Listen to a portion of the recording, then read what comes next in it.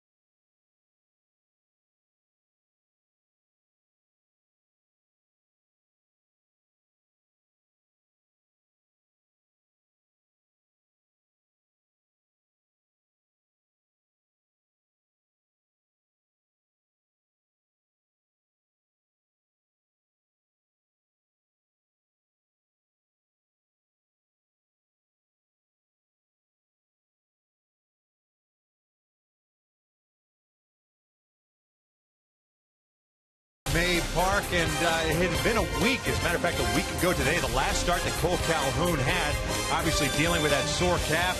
No ill effects, at least as far as the running, the swing of the bat, and playing defense for Cole last night. Well, Victor, having him back in the lineup, just energy he brings, not only at the plate, but in the field and on the bases.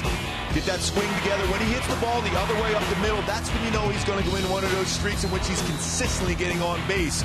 Sees the ball well, and then he runs the bases extremely aggressive, able to find the inside part of the plate to be able to slide in, avoid a tag. He just has those tremendous baseball instincts. And speaking of instincts, coming in, diving, making an outstanding play Scored 3 runs last night, had 2 hits, including that triple we just showed. But what he does for the team, it makes them better. 18-2 last year with 2 or more runs scored. They won again yesterday. He is the table setter for the Halos as we're just about ready for baseball here in Houston. Sit back and relax. Lineups and first pitch when we return.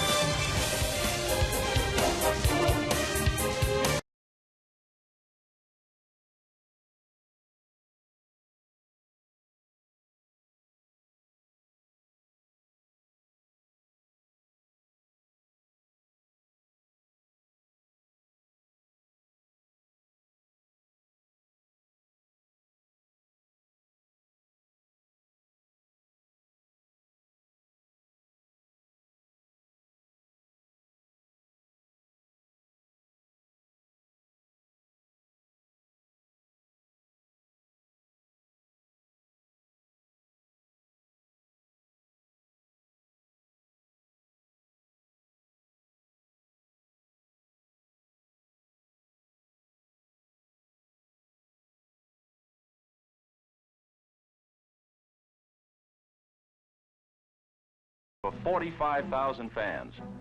Baseball indoors. Even the players get into the picture dates. Throw out the first ball. Throw out 25.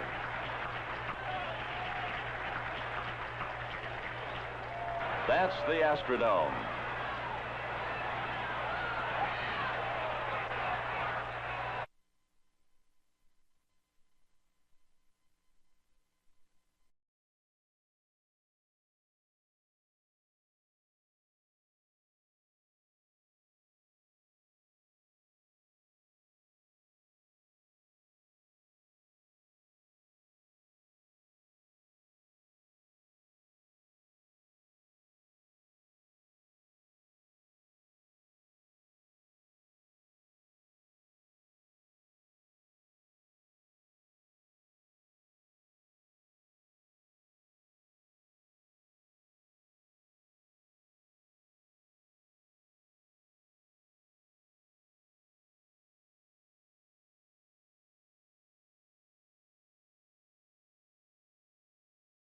Houston, the Halos, and the Astros getting ready for Game 2 of this 3-game set. And, of course, it is Throwback Saturday. Both teams are wearing 1965 uniforms in honor of the opening of the 8th wonder of the world, the Houston Astrodome. I know for a fact everyone loved that place as far as being a good pitcher's yard, that's for sure. They had the glass ceiling. They had natural grass when it first opened, and obviously nobody could see the baseball went up, so they covered the glass. The grass died, and that's how they invented AstroTurf. That was the first pitch ceremony, and I'm sure that went off without a hitch there. And then tonight's ceremonial first pitch in honor of that first pitch, and perfect throws by everyone. And nice to see members of the 1965 Houston Astros in attendance here. And, a lot of different things going on today with this throwback to 65. What were you doing back in 1965, Mark Gobuza? I was just barely walking around, probably getting in trouble as usual, even as a 3-year-old. But you see the halo on the hats, and of course it's the Astros uniform, not the Colt 45s that they eventually had to pull. They could not get the rights to use Colt 45 after a couple of seasons, and that's why they decided on the team name of Astros. This is the uniform that they wore right after that Colt 45 uniform. Dallas Keuchel and the Astros have taken the field. That means it is time for us to take a look at Mike Scioscia's starting 9 for the Halos at 5-5. Cole Calhoun will lead things off. He's in right field. Mike Trout in center. Albert Pujols at first. David Freese, the cleanup hitter, at third base. C.J. Cron, the DH tonight with a lefty on the mound. Eric Ibar is short. Chris Iannetta behind the plate. Colin Calgo gets the start at left, and it's Johnny Giavitello batting ninth and playing second base. Taking on the 27-year-old Tulsa, Oklahoma native by the name of Dallas Keuchel. Dallas Keuchel, fastball, 88-93. There's a good slider, cut fastball, solid changeup, always around the strike zone. It keeps the baseball in the ballpark. But to be successful against Keuchel, you have to do this. You have to attack that first pitch. Hitters in 429 swing at the first pitch. Last year, hit 301 against him on the first pitch, and it's Pujols time. Pujols, a 385 career hitter against him with a home run and 2 RBI. Let's take a look at the defense for Houston behind Keuchel. It's Grossman, Marisnik, and Springer in the outfield from left to right. Villar, Lowry, Altuve, and Carter from third to first. And our former friend, well, I guess he's still kind of a friend, former Angel, Hank Conger. He's wearing a different uni right now. Yeah, I guess he's not a friend anymore. Then Springer out in right field. You know, he started out, he struggled early on in right field as far as the errors. Made 7 errors last year, but a lot of them in the first few games. He had 6 outfield assists. Very athletic, goes back on the baseball well, charges the baseball well, too strong throwing arm. Eventually you might see him as their center fielder down the road. Halos picking up the 6-3 win last night. 6 hits. They're going 1 for 3 with men in scoring position, but obviously the long ball prevalent and very important in the Angels' victory. Keuchel does not waste a whole lot of time, and the first one tonight is down and away. Cole, a .292 average with a home run and 5 runs batted in. A couple of hits last night, on base 3 times, scored 3 runs.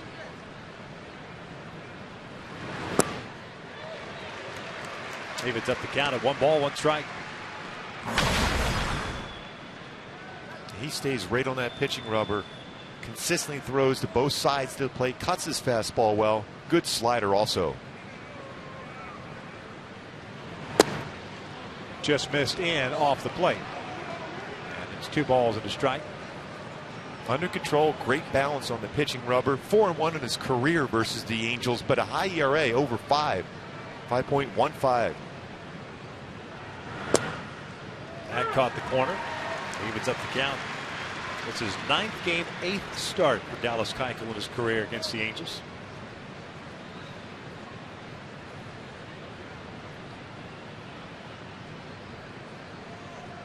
Two on the way. And there's a called strike 3. And down goes Cole Calhoun for the first out. With some late movement on this fastball. 4-seam fastball. Once the fastball inside, it goes off the outside corner, but does catch the corner. It's not where the catcher catches the baseball, where it crosses the front of the plate. Just barely getting the outside corner.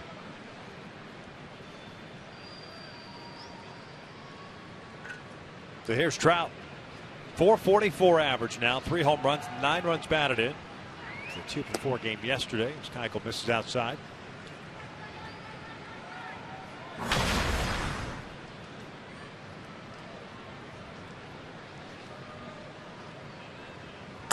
This one hopper to second. Tuve has it. 2 down. Hyundai key for this game against Dallas Keuchel. Little Miranda Lambert, a little red wagon. You got to go little ball against him. He's very good as far as completely shutting down a running game. Doesn't give up many home runs. This 11 last year in 200 innings pitched. So you have to bunch some singles together and be aggressive going first to third and scoring on contact plays. Little ball to be able to win this game.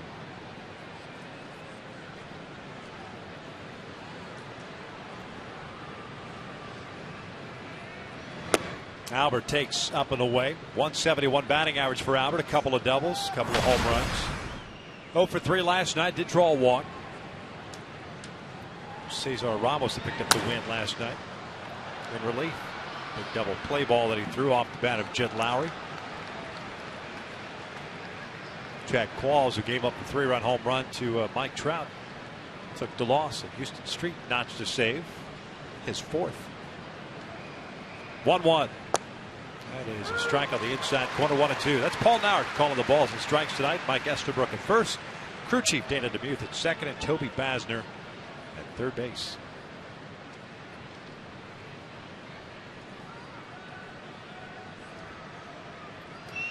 Albert pulls it foul. The count remains at 1 ball, 2 strikes. Hank Conger going through a series of signs. Eventually, Keuchel settled in on a slider down and in. A good cut fastball that Keuchel has, but also mentioned both sides of the plate very well with his fastball. Albert went around on the off-speed pitch, and the Halos go down in order. Went to the bottom of the first with no score.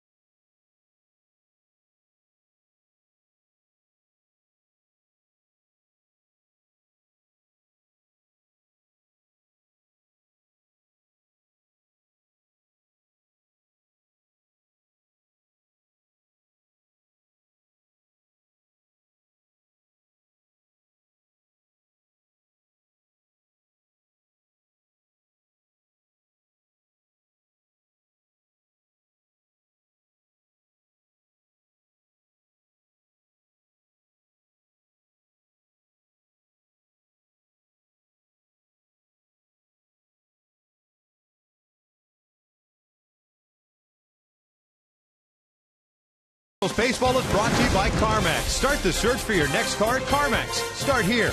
And by Jack in the Box. Jack's hottest sandwich is back. Head to Jack in the Box for Jack's Blazing Chicken Sandwich.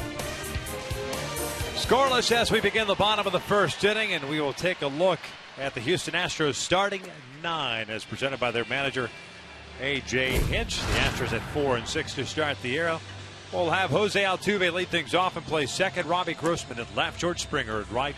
Evan Gattis to DH. He had a couple of hits last night. Jet Lowry the shortstop. Chris Carter at first. He's given C.J. Wilson some troubles in the past. Jonathan Villar gets to start today at third base. Hank Conger behind the plate, and Jake Marisnick batting 9th playing center field as they take on C.J. making his third start. One very good one and one very poor one so far. Yeah, really good on the road. That first start up in Seattle, 1-1 on the season here, just under 4. But the keys for CJ today to be successful: establish that inside presence, get that fastball slider in, balance body and mind. Don't overthrow, stay balanced on that pitching rubber. First one is on the corner for a strike. Altuve hitting .286 with a home run and 4 runs batted in. A 1-for-3 game yesterday. Single with an RBI and a stolen base. 1 ball, 1 strike.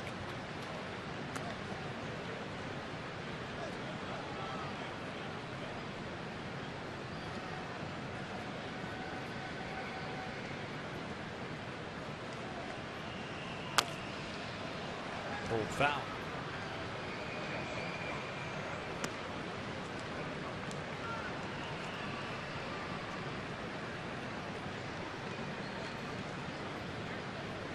TJ with 6 strikeouts, 2 walks on the young season, 13 2/3 innings, 11 hits allowed.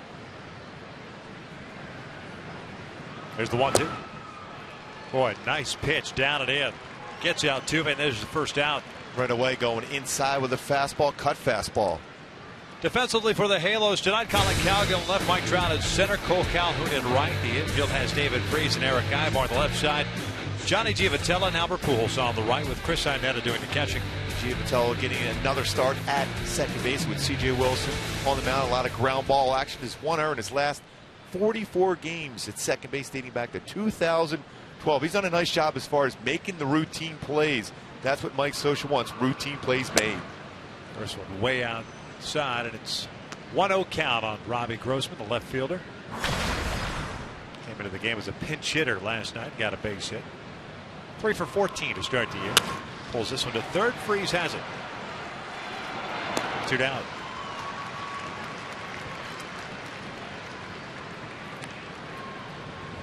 Here comes George Springer.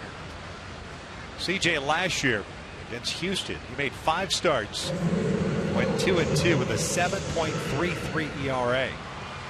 Gave up 32 hits in 23 in a third innings. That included 5 home runs allowed. Most he gave up against a team last season as Springer cuts the first one. Good changeup first pitch. You would think that this is a team that would be very susceptible to that off-speed pitch. Free swinging team so far. 1 ball, 1 strike. Especially against a hitter who has struggled this year. 16 strikeouts already this season for Springer. So he's just looking for a zone for a fastball susceptible to off-speed pitches. Check swing. It's a strike. It doesn't matter. 2 great changeups, staying off speed.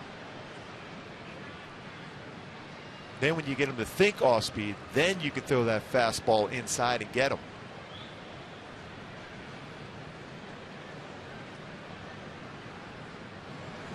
Breaking ball. 2 balls and 2 strikes.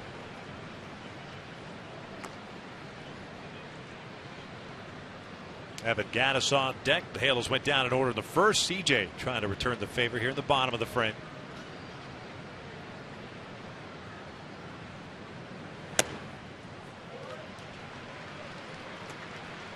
That time got quick in this delivery, overthrew that fastball. Going to walk to the back of the mound now and gather his thoughts. Off balance. Talk about how important balance is for CJ.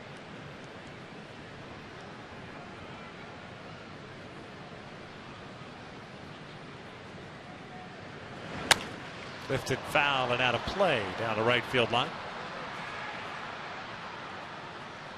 It looks like they really wet the infield dirt here, as well as the mound area.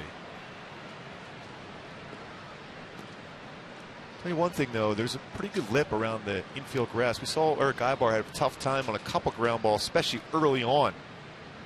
Mentioned the wet dirt and then the lip on the grass in the infield.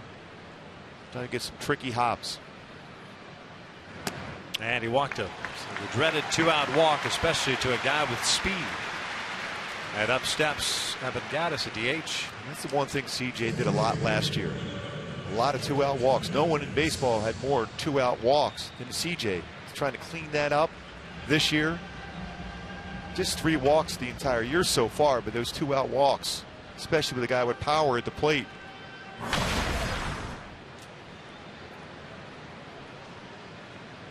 Gattis went 2 for 4 yesterday with a single and a double, both hits against Weaver. And he shoots this one down the line, and it is foul. Boy, hugging that foul line, and not a whole lot of room between that foul line and the wall that juts out. He wasn't sure coming out of the batter's box. Well, this Astro club has a number of hitters are hacking first pitch. Hands out over the plate. Right down the line, an elevated fastball. If you put anything upstairs in the zone, whether it's off speed or fastball, he's going to hit it hard. Just foul. Seriously missed location because Iannetta was set up inside. Check in on Springer. And Springer will run. He's got 2 stolen bases this year. CJ allowed 13 stolen bases in 20 attempts.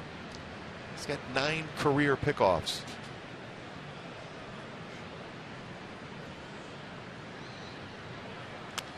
Foul back.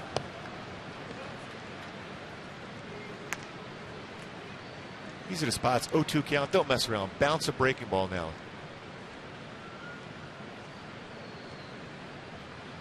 Finish off the inning. Get through there in a limited amount of pitches thrown.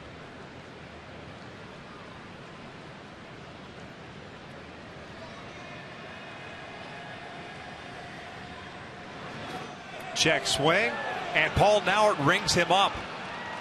No appeal necessary, so the second strikeout of the inning ends the first. We'll head to the second with no score.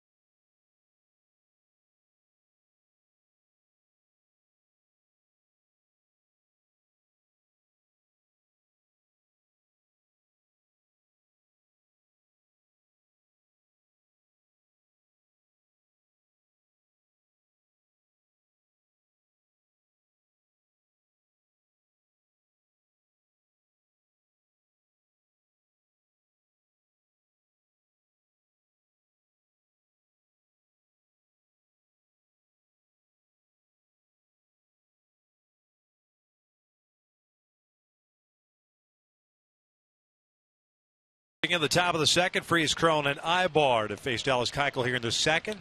Throwback uniform day going back to 1965. They're even going back to the replica uniforms that the groundskeepers wore at the Astrodome.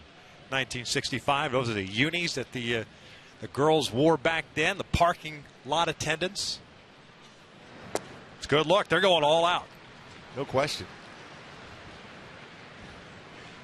Fortunate enough, we didn't do the Open with one of those space suits on. The helmets? Yeah, that would be good for us. David Freeds with a 1-ball, 1-strike count. Love the stirrups with the star on it. That's an actual stirrup sock. None of those painted stirrups.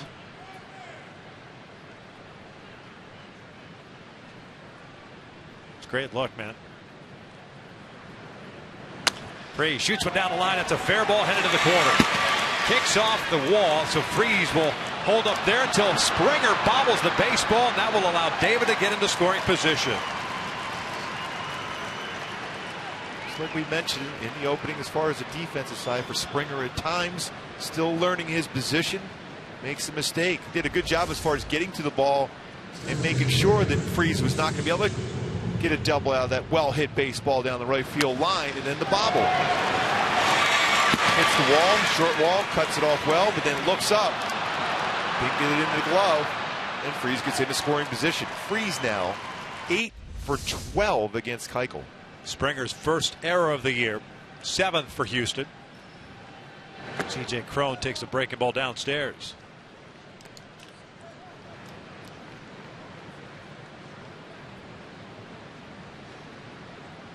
The Angels with a .237 batting average with men in scoring position. Got a man there here to start the second. Cron chopping one over the mound. It'll move the runner. A defensive swing by Cron. There's the first down. Not pretty, but they got the job done as far as advancing Freeze over to third base. Productive out, even though he was out in front. You're going to see a lot of those swings against Keuchel, whether it's his cut fastball or changeup. And now it looks like the infield is being brought in early. Wow. Sensing that C.J. Wilson is going to have a good game when you do that. Otherwise, normally you'll give up a run if you feel you're going to be comfortable enough to score against the pitcher. Change up outside, 1 ball, no strikes. Eric Ibar, an even .200 batting average. A couple of runs batted in. 1 for 4 game yesterday.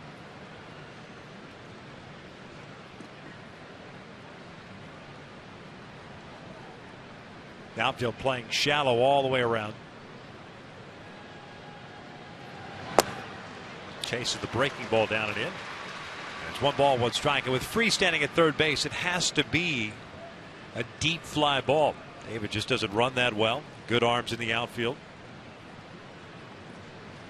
All three come in on the baseball well, so it's going to have to be far enough as far as a sac fly. That is down the line. It'd be deep enough. It might actually get out of here, but it hooks foul.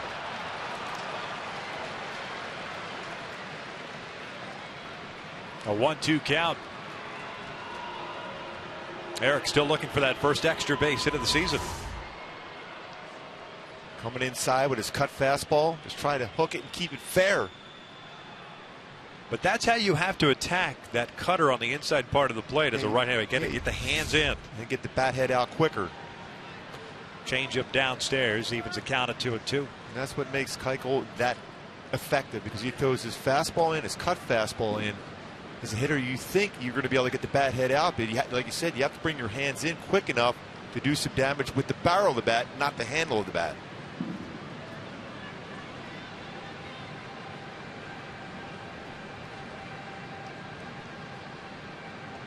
Two. Ibar strikes out swinging, 2 outs.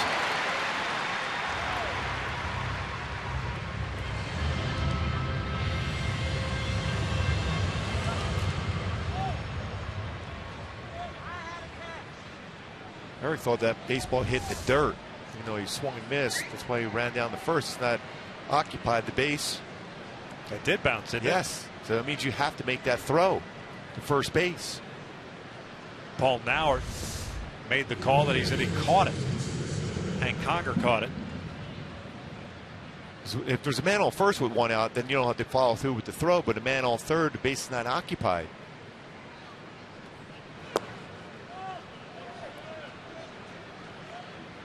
1-0 count on Chris Iannetta. Freese still standing at third, and the infield back now to normal depth with 2 outs. 1-1. Iannetta hitting 125 with the double. Good numbers against Keuchel in his career. 357, 5 for 14 with a home run.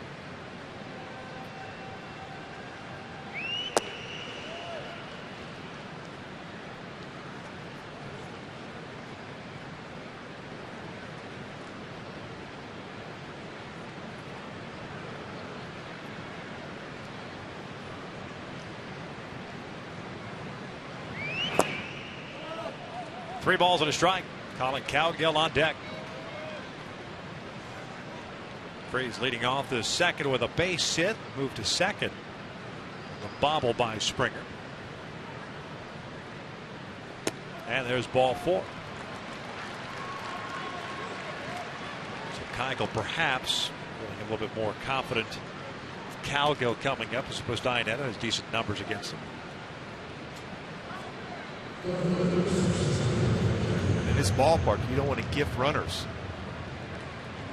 You're going to put up a big number right away when you walk batters.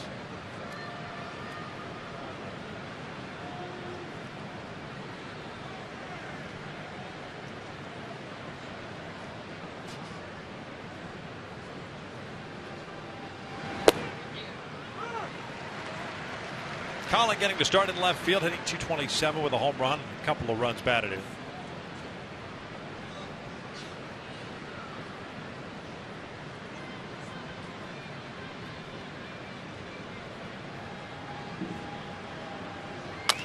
Chopper right back to the mound. The Gold Glover has it, and the Angels waste an opportunity to strike first. Way to the bottom of the second, still scoreless.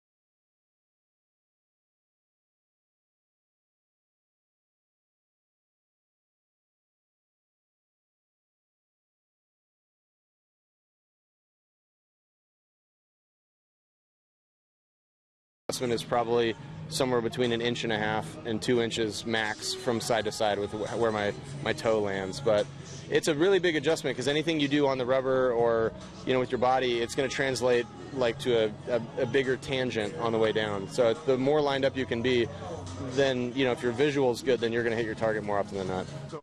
I always believed in that too. I did a similar type of thing. That way you land there. You don't need anybody to tell you your front shoulder's landing up because you land in that same spot, you're going to be successful. A couple of strikeouts and a walk in the first inning. He'll face Lowry, Carter, and VR here in the second. 1 ball, 1 strike. Talking about that balance over the pitching rubber and landing in the exact same spot. You can see him landing exactly where he wants to. Head still, landing. This one fouled off, first base side, long run over for Albert, and he'll make the catch. Nice play by Pujols for the first down. Go a long way to make that play. Albert did.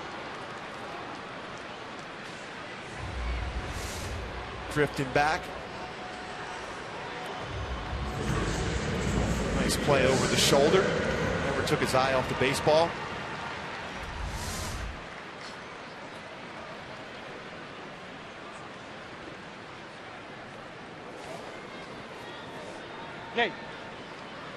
There's Chris Carter,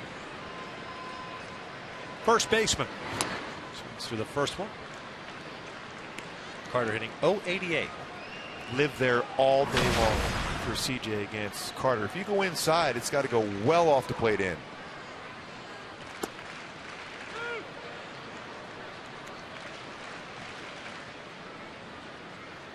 Very similar to Gaddis. He will expand the strike zone when he's behind the count and swing and miss.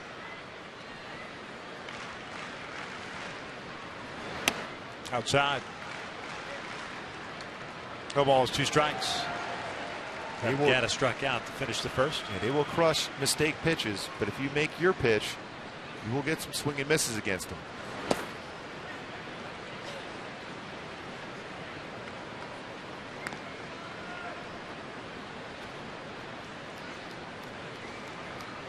A lot of strikeouts, a lot of power, but a lot of strikeouts for Carter.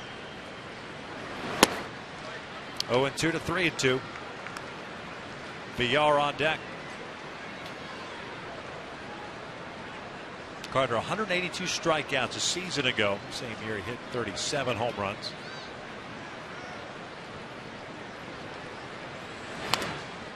Good off-speed pitch, fouled off.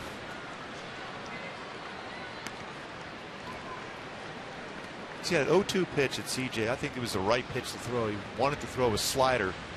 He overthrew it. And then it got his mechanics out of whack for a couple throws, but he got it right back now with his changeup. Still think off speed, or if he goes fastball, go fastball away and down.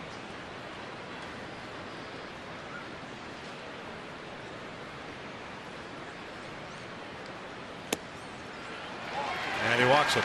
Nowhere near the strike zone. Second walk in the ball game. Puts a man off for VR. Hey folks, the Angels will host the Athletics on Tuesday at 7:05, and fans in attendance will receive a beating courtesy of the San Diego Zoo Safari Park while supplies last. Purchase tickets today at the Angel Stadium ticket office or online at angels.com. It's going to be cool when we get back to Anaheim next week. So it can come in handy. Maybe even some rain. Looking forward to it.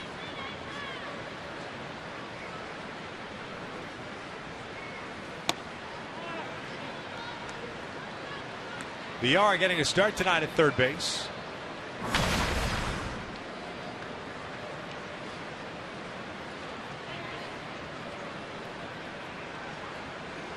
One for 10 this year. Switch hitter. 1 ball, 1 strike.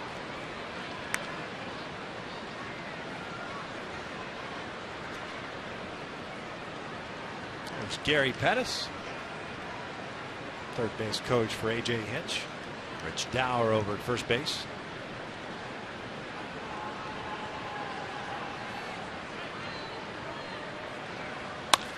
This one out towards center field. Trout is there. 2 down. Carter back to first base. And it'll bring up Hank Hogger. Had him reaching for that pitch.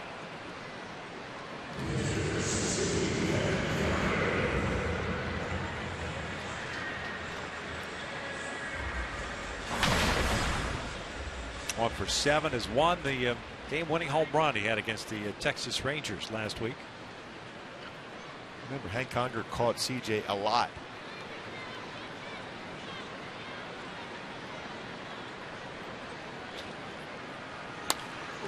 Seldom played when he was an Angel against left-handed pitching, even though he's a switch hitter.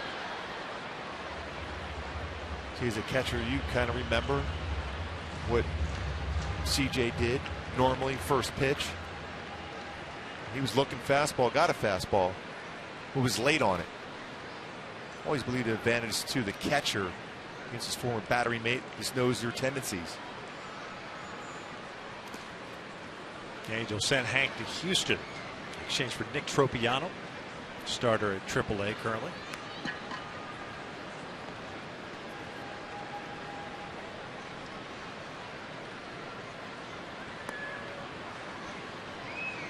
Always fun-loving, always having a good time. Good dude to have around. Oh, great guy. 1 ball, 2 strikes. Played with him in Mark Trumbo and Mike Scioscia's golf tournament. Forced them together. He hit a golf ball pretty good too.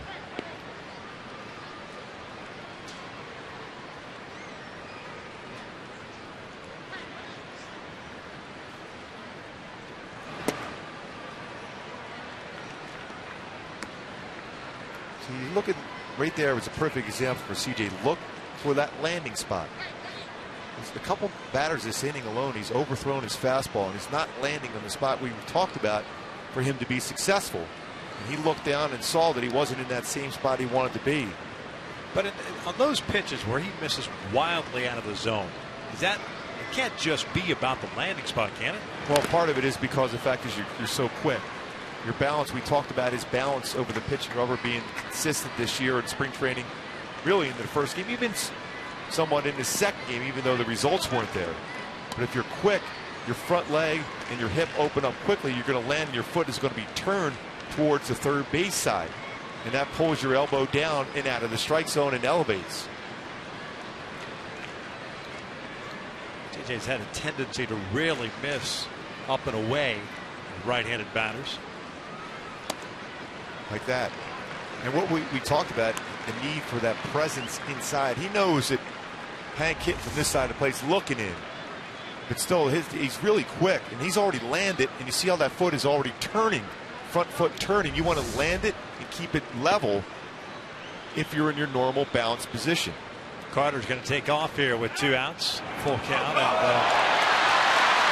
the Angels try yet another pickoff at first base. And it'll be yet another error for an Angels pitcher. Yeah, I misspoke yesterday. That's the 5th error now for Angels pitchers this season. Angels have a total of 6 errors on the year. 5 by the guys on the mound. And Albert going back on a pickoff, but that's a big target you got to get around.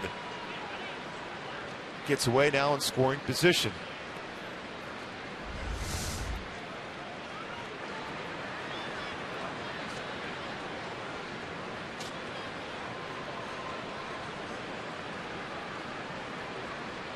Eighth place hitter up. Focus should be on the guy at the plate with 2 outs. Little Flair scores a run now.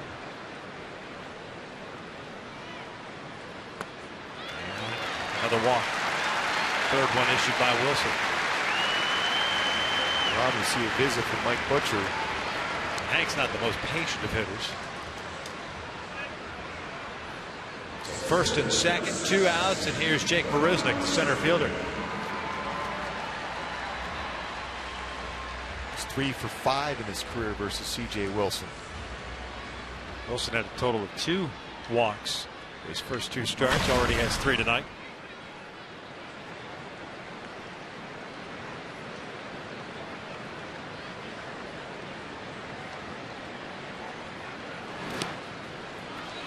One and 0. Marisnick 1 for 2, lifted for a pinch hitter in the 7th inning last night.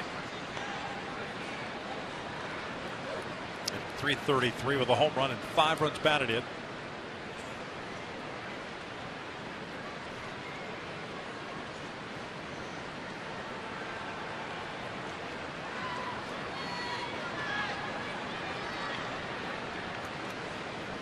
.37 pitches thrown by CJ. We're in the second with 2 outs. 2-0. And here's that time where important for Mike Butcher to go out and talk to CJ. And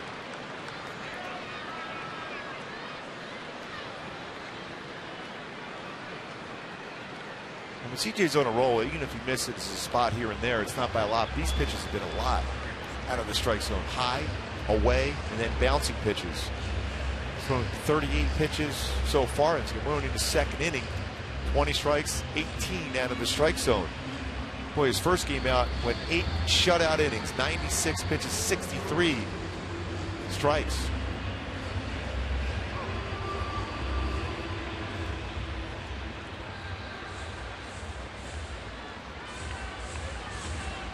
He got ahead of Carter also with 1 out. At no balls and 2 strikes, you're thinking, all right, he's going to lock it in and start rolling. Then he started nibbling with Carter, ends up walking him. Villar chased a changeup with the fly ball to center. Now Conger works the walk. And Marisnick ahead of the count at 2 balls, no strikes. It's Carter at second, Conger at first. Marisnick gets a shot. One hopper. Johnny Giavatello. Johnny on the spot. Oh, like it. 2 in the books. Scoreless.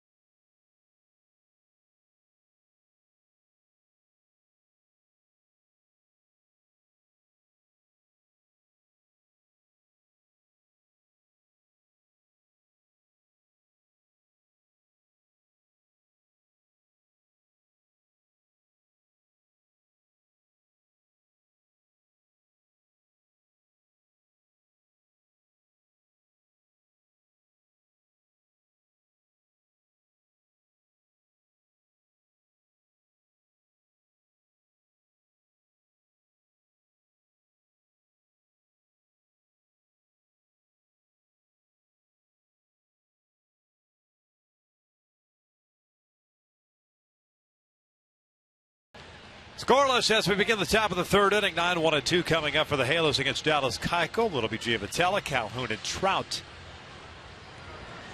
Keuchel with 3 strikeouts, 1 walk, 1 hit allowed.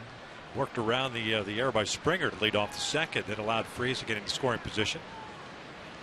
Cron hit a weak ground ball to second. Ibar to strike out. And after walking Inetta, Calgill, little tapper back to the mound.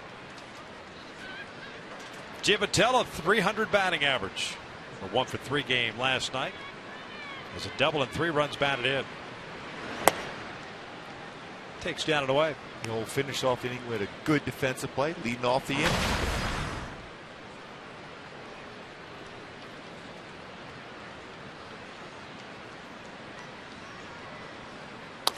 Little tapper back to the mound. Angels will be in a lot of trouble if they try to pull Dallas Keuchel, because he will just live on that outside part of the play with that off-speed stuff. Say bunch hits together, play little ball, hit the ball the other way. When you've only given up 11 home runs in 200 innings pitched, especially when you pitch majority of your games here, you know what you're doing. You avoid the middle of the plate, you pitch off the inside corner, then go away on a number of your pitches. Tough to square up.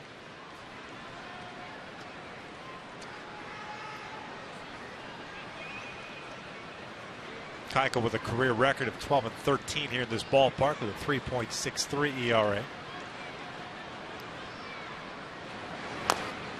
Cole fouls that one at the plate. Cole struck out looking in the first. 0-for-1.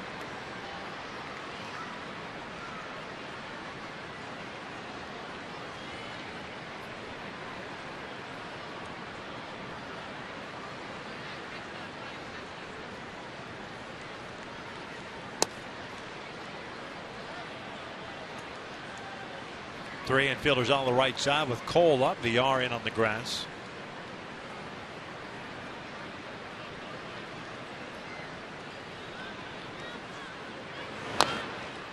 And he's staying inside with his fastball. He turns over that fastball to sink, cuts the fastball, brings it to the inside corner also. That way he utilizes his defense with the shift. Now if he goes fastball down and away, you can hit a ball to that side of the infield, right side of the infield, and get a hit.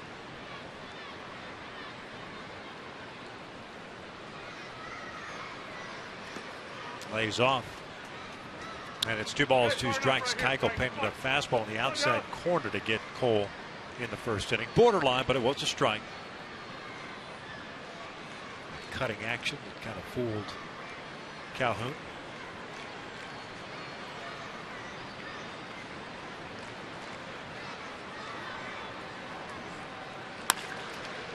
Over to the left side of Villar.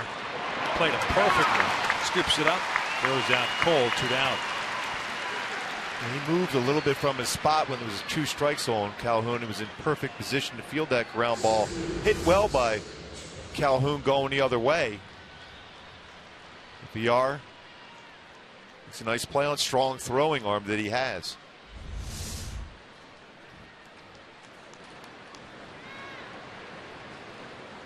Bases clear for Trout. Grounded out to Altuve in the first inning.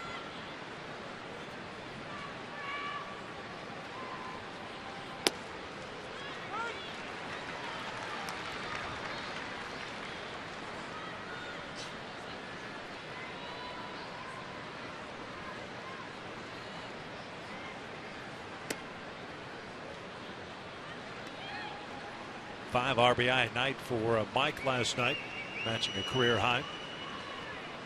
First time he had done that since 2013.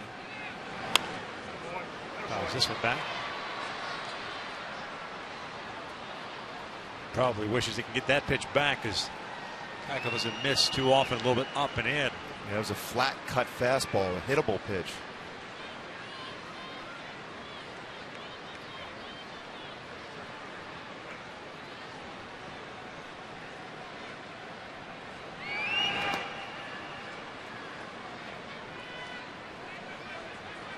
Two balls and 2 strikes.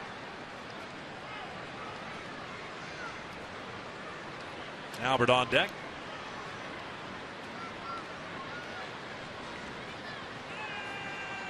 Similar start last night.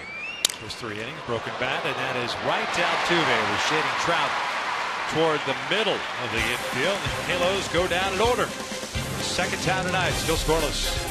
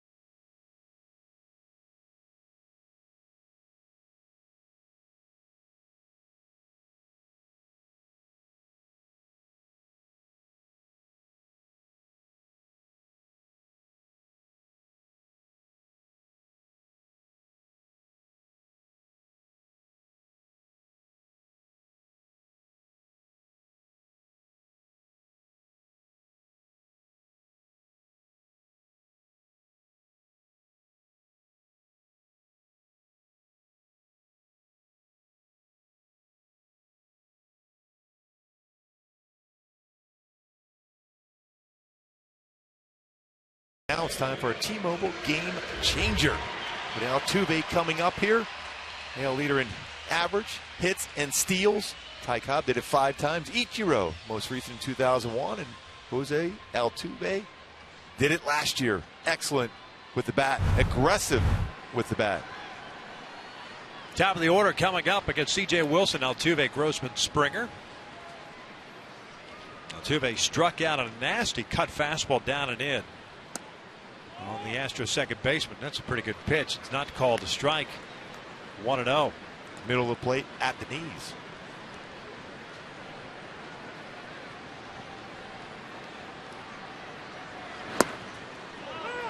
Same exact pitch. Now this one's called a strike. So it's a pick-em for Paul Nauer. Good spot, though, for CJ. And this one out to right. Cole moving back on it, has a beat on it. Good location, too, especially on Altuve, who likes to pull the ball. Hey, folks, the Halos host the Rangers Friday at 7:05, and fans in attendance will receive an MVP blanket courtesy of Yokohama Tire while supplies last. Purchase your tickets today. You can do it one of two ways at the Angel Stadium ticket office or online at angels.com. Is that blanket? Oh, yeah.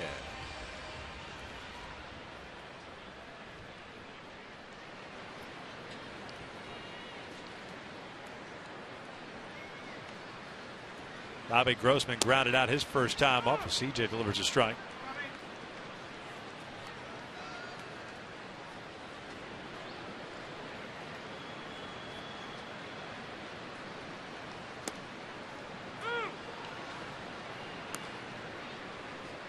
A good slow curveball from CJ.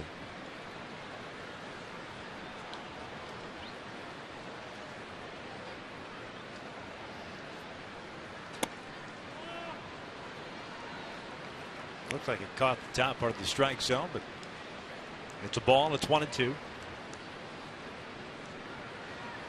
Last night, that bottom part of the strike zone being called all night by Toby Basner. There's a called strike 3. On the outside corner, 2 down, third strikeout for Wilson. Painted the outside corner with a changeup. Or at least close to the outside corner. Well, the previous pitch did catch the zone, but it wasn't called. It's still a good pitch, good changeup. Changed the eye level of the home plate umpire. Here's Springer, drew a 2-out walk in the first inning. Chopping this one to short. Ibar comes in. Ball hit the heel of his glove, stays with it. An easy 1-2-3 inning for Wilson. 3 in the books. Still scoreless.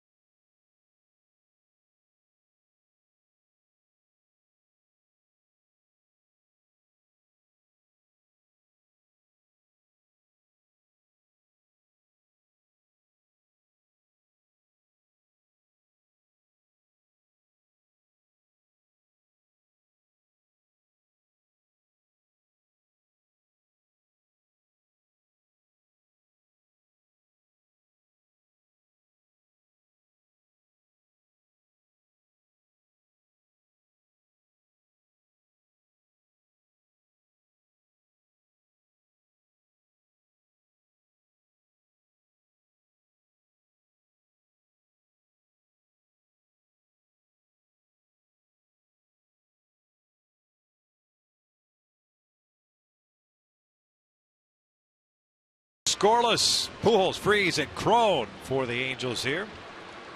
Dallas Keuchel retired the order twice in the first and the third. The Angels did have man at scoring position in the second inning with nobody out, but left David Freeze hanging at third base. Albert struck out in the first inning. 0 for 1. In the outside corner.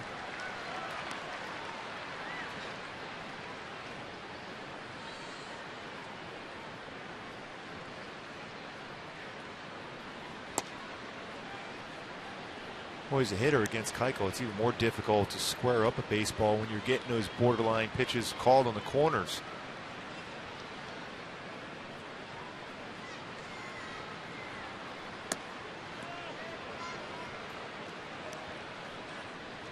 And being a smart pitcher, he's going to stay out there.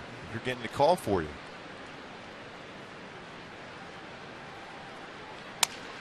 Broken bat, roller to short.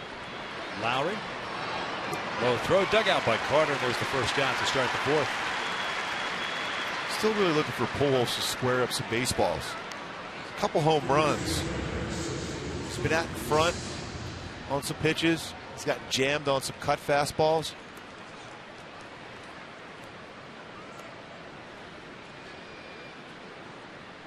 Started off slow last year. Ended up putting together a real good season. Got hot late. David Freese takes the breaking ball that went around the plate.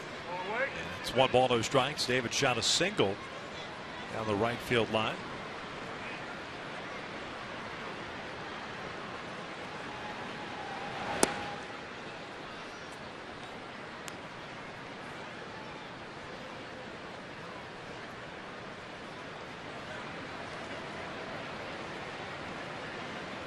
Two-0. Fouled off.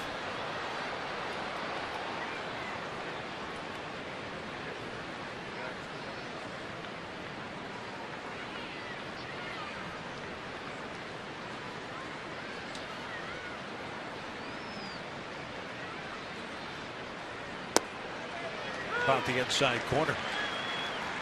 David born not too far from here, Corpus Christi, Texas. For his family, moved to the St. Louis area when he was young. Good hack there, fouls it straight back. Just enough inside to prevent him from getting the barrel of the bat on the baseball, though, but a good swing at it. He's seen so many pitches over the last couple of years inside. So important to get that bat head out, bring the hands in.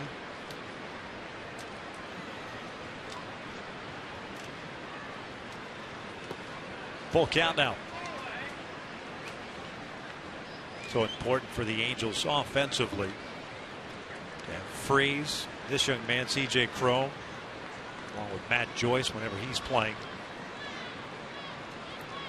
Kind of helps shoulder the load offensively.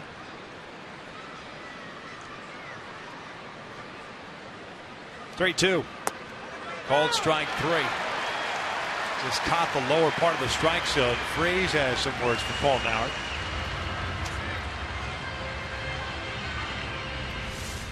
By design, fastball in. Conger setting up in, has to reach back, gets the lower part of the strike zone. Just barely touching it. Definitely a pitcher's umpire. Very difficult for a hitter, though. You're used to looking for pitches in the strike zone to hit. And you're getting these borderline ones, some not even on the corners being called.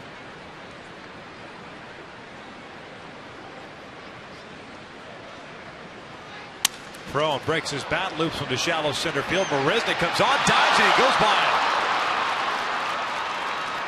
Boy, with his speed and the jump that he got, it looked like he was going to get to it. But just whiffed on it. And fortunately, Springer backing up there keeps Cron at second. It'll go as a 2-out double. Yeah, I was just going to say that Springer very good and very alert backing him up.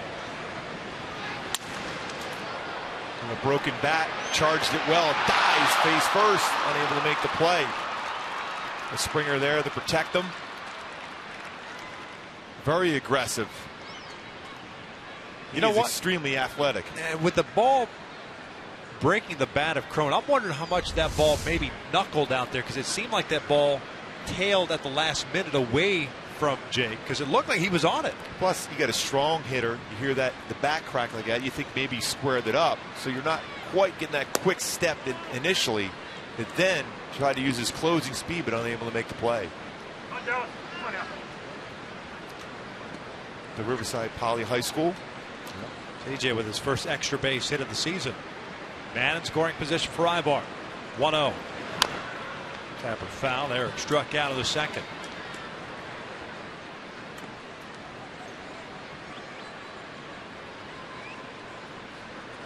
very productive as far as RBI last year.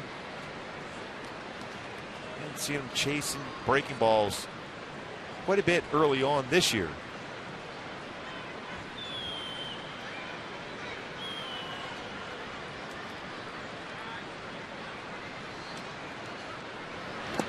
Two balls and one strike.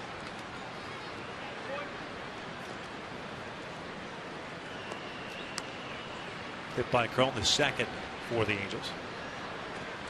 You know, to your point about hitters complaining about the strike zone, it's a pitcher's umpire strike zone. The flip side of that is, if you're a pitcher, attack, attack, attack. Take advantage of it. Have to. You can expand the strike zone. When you have an umpire that's working with you, boy, the hitters are going to have a tough night no matter what. So you just keep hitting those spots.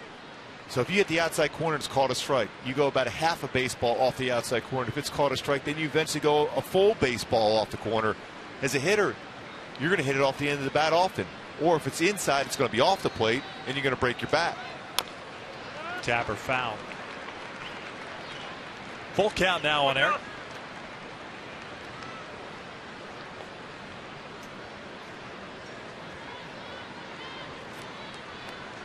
Two guys right there that had a lot of success in their careers against Keuchel, but not so far. Well, Freese had a good at bat his first at bat, but not that last one. That borderline fastball call for third strike.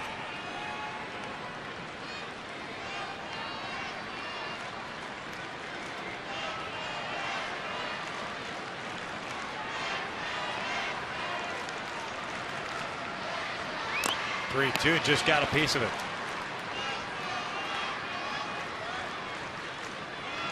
Keeps the at-bat alive, so we'll reset, do it again. Cron standing at second with the double.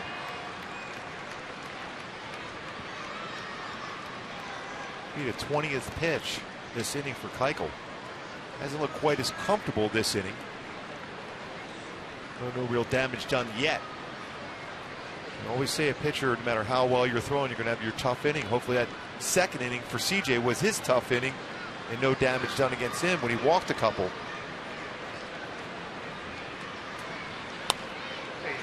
They're flipping this breaking ball out of play.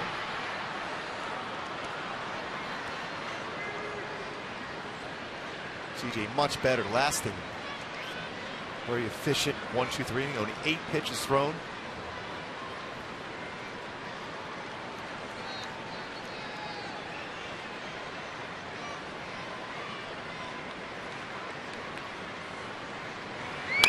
Little tapper toward third. Villar comes charging in, lets it go, and just goes foul. And that's a dangerous play by Villar. I was just going to say that's gutsy.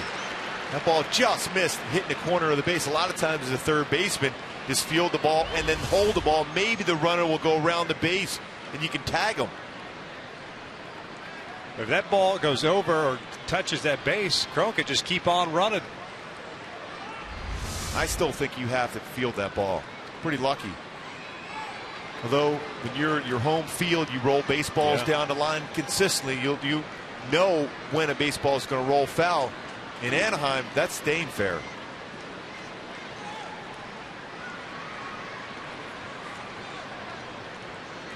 Good battle here between Ibar and Keuchel. On full count with 2 outs. No score. We're in the fourth. Certainly advantage hitter. The more pitches you see. You've already felt as a pitcher you've made your good pitches. Doubt creeps in your mind that you're going to make a mistake. Hitter, seen a lot. Ground ball, broken bat. Villar will have Cron in a rundown, applies the tag, and the Angels are done here in the fourth. We'll head to the bottom of the inning, still scoreless.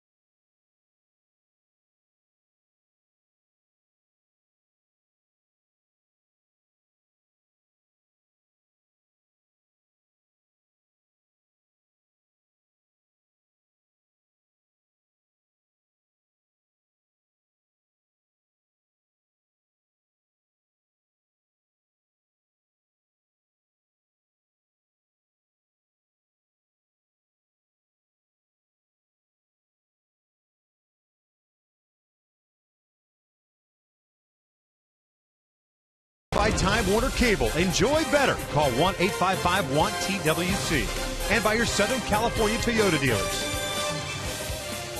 Scoreless as we begin the bottom of the fourth inning. C.J. Wilson had a very good third inning. 1-2-3 frame. He has 3 strikeouts, 3 walks. He's not allowed a hit. He'll face Gaddis, Lowry, and Carter here in the fourth for Houston. 47 pitches thrown by Wilson. And 2 of these 3 hitters are going to be aggressive first pitch. Jet Lowry generally works the counts well.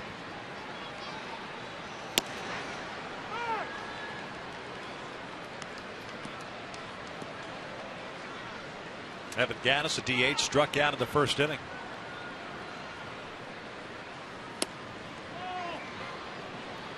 Didn't miss by much.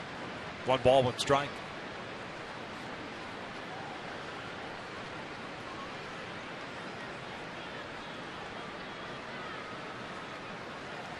Gaddis skies one. Middle of the infield. That is a rainmaker. That almost got the roof. Vitello makes the catch. 1 down. Hey, Thursday night at Honda Center, Corey Perry and the Ducks managed a 4-2 comeback win over the Winnipeg Jets in Game 1 of the Stanley Cup playoffs. Coverage Game 2 begins tonight at 7 p.m. with Ducks Live pregame show with Kent French. The puck drops at 7:30 on Prime Ticket. Oh, should be another good one. Frederick Anderson, their goalie, has won 5 straight games against Winnipeg. Came up big. Power play, solid. As long as there's no fights like Vancouver last night. Vancouver, Calgary. With like a minute left. Yes. That was old school. Hey, I'll tell you what, playoff hockey is so intense. And it's been physical already with Winnipeg and the Ducks. Just saying.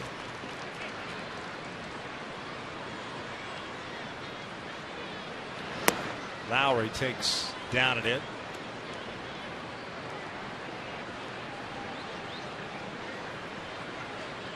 Astros shortstop is 0 for 1. He popped out foul territory. 2 balls and a strike. Lowry signing a 3-year deal in the offseason. 30 years of age now.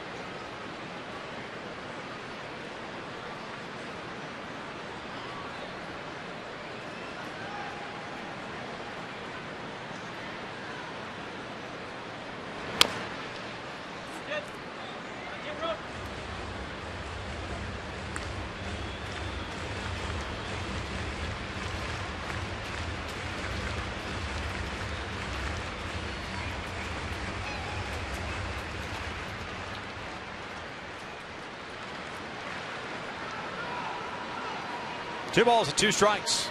Lowry pops it up right side. Albert calls off. Vitello 2 down. Some good pitches, some quick work for CJ to get the first 2 outs.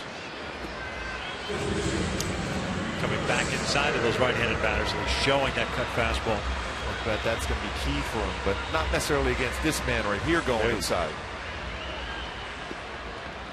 Carter walked his last time up, his first time up. Thought those numbers against the Angels last night. 0-1. You've established that changeup. You can throw it again, just away and down.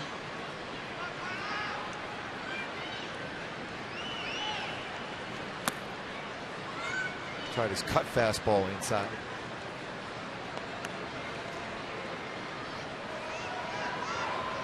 Can't remember the last time Carter's looked uncomfortable facing CJ. Just, some guys just read the ball out of pitcher's hands so well. Doesn't mean they're going to get a hit every single time, but that confidence at the plate. Yeah, they see the baseball, they don't chase. That's a perfect example right there. Fastball, he loves a fastball inside, but it was down. He's tracked it down out of the strike zone. Now he has himself in a good hitter's count. This is when CJ should throw his changeup away.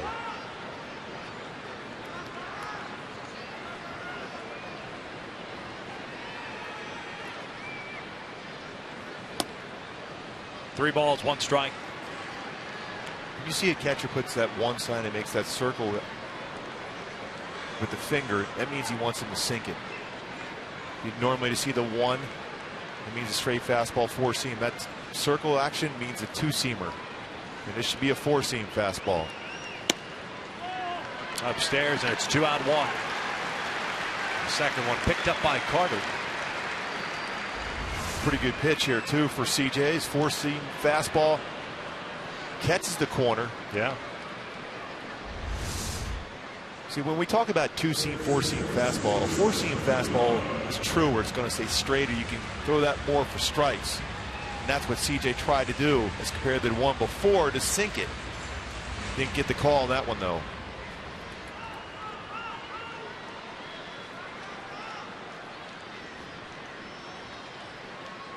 VR hit a fly ball to center in the second. Takes down and in.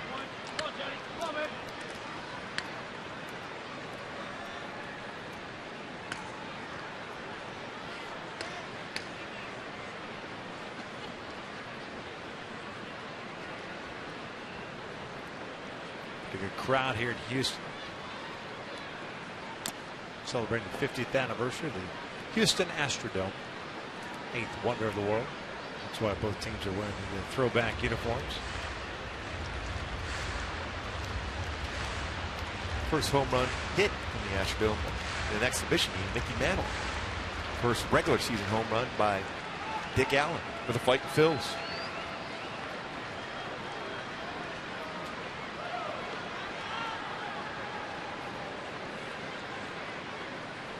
VR hooks one down the left field line, and that one is foul.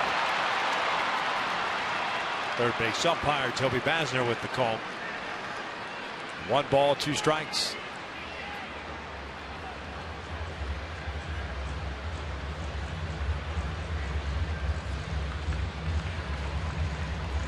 I asked my old man about playing in that game at the Astrodome. Phillies, of course. And he said it was the weirdest thing in the world, seeing those glass panels. Heard it was very difficult to see the baseball. It was pretty dark in there.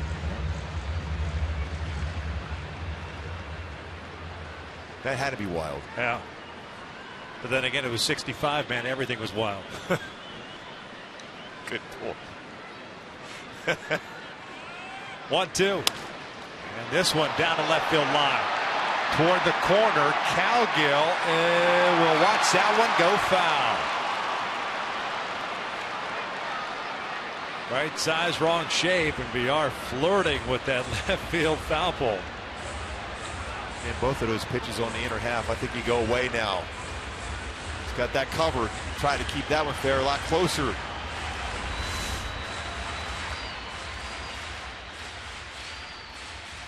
And I think that's a changeup that backed up in the inner half. And right down the line. And just foul. Just missed that frozen Mai Tai. Well, he got VR on an off-speed pitch to fly out to center first time up, and he gets him here with a fastball. Down goes the Astros third baseman. And Wilson and the Halos are done here in the 4th. We'll head to the 5th, scoreless.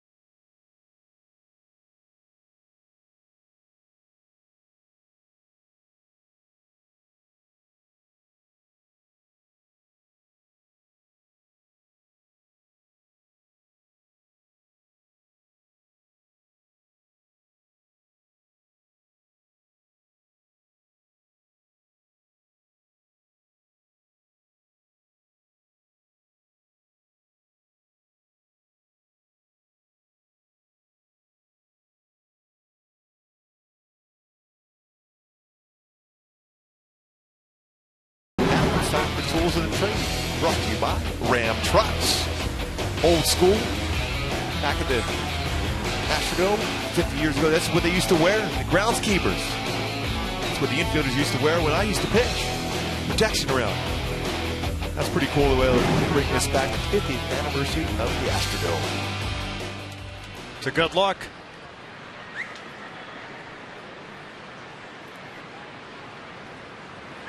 Halos and Astros scoreless at the top of the 5th inning. Iannetta, Cowgill, and Giavotella. This one up the line, foul.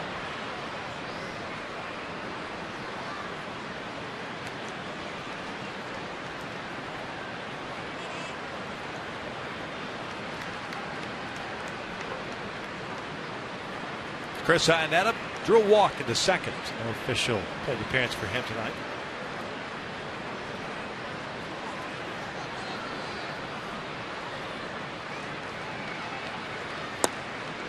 One ball, one strike. Keuchel with 4 strikeouts and 1 walk. He really does a nice job as far as turning over his fastball. That one at 88, but also throw a changeup.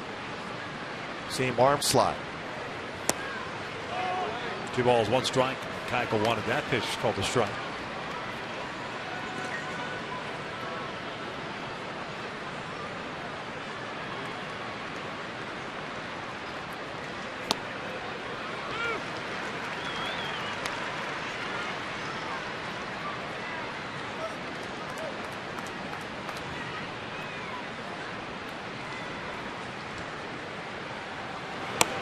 Called strike 3. And that is the first out. Another hitter that not very happy with the strike zone of Paul Nauer. Away consistently, whether it's a 2-seam fastball or slider this time. Came back, turned over that fastball. Upper part of the strike zone is barely touching it. And it's very difficult as a hitter to gauge an area where you can do some damage because you have an inconsistent strike zone.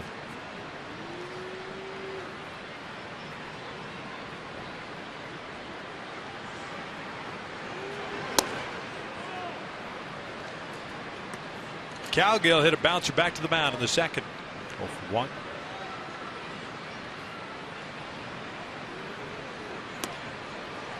There's that Cambio. You can get swings like that if you throw enough fastballs in. He cuts the fastball in. Both sides of the plate so well.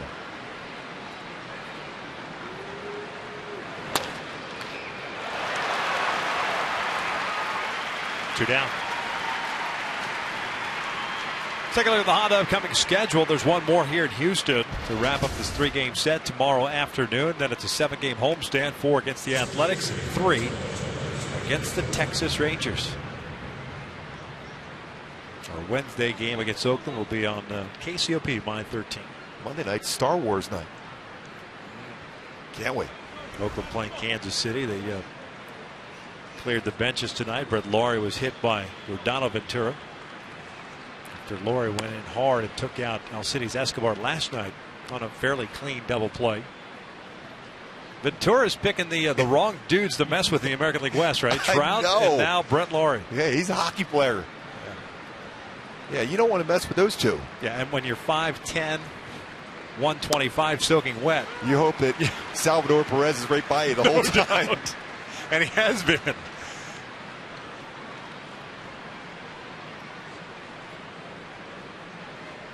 Venturi got ejected for that.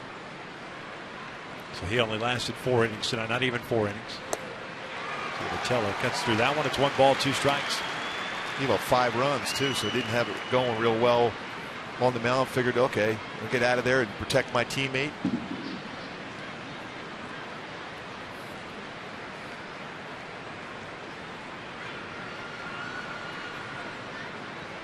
One-two pitch. Outside with the changeup. 2 balls, 2 strikes. 76 pitches thrown by Keuchel. 45 for strikes. C.J. Wilson. He's gone 4. Walked 4, struck out 4. Not allowed a hit.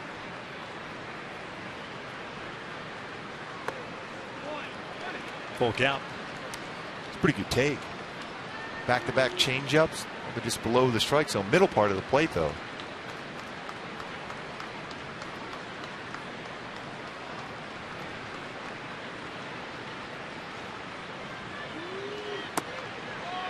There's ball 4. Just missed off the plate. Their second walk issued by Keuchel spins the lineup around. Calhoun will bat with the man on. Fourth base runner of the game for the Angels. 2 hits, 2 walks.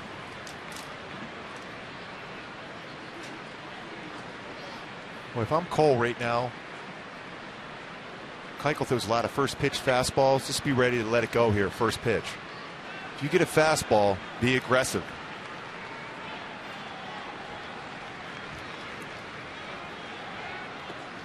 In the dirt, and boy, Giavotella immediately took off towards second base. It'll be a wild pitch that allows him to get to second.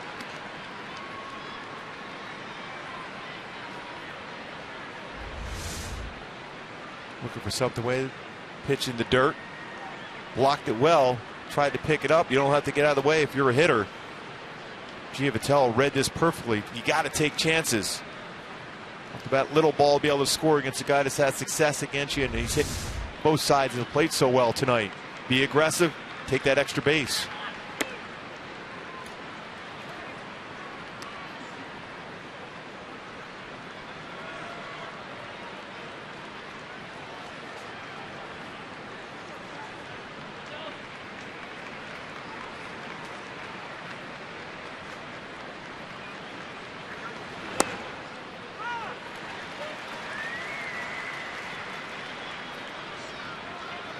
Two balls on a strike. Cole struck out in the first, grounded out in the third.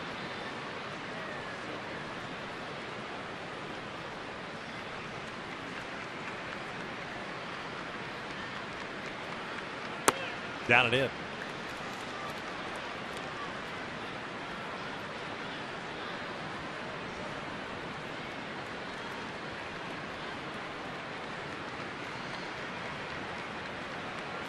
Third time tonight, the Angels have had a man in scoring position. Capitalized. Foul at the plate. Full count. Oh, he had a pretty good swing. Keuchel realizing who's on deck. Challenged Calhoun with a fastball down the middle of the plate. Fouled it straight back. Different part of the order. Maybe you throw a 3-1 changeup, but not with Trout on deck.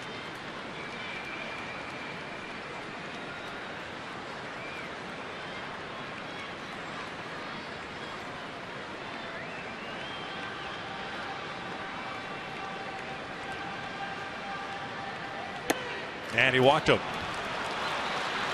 So back-to-back walks with 2 outs here in the 5th, and Trout will bat.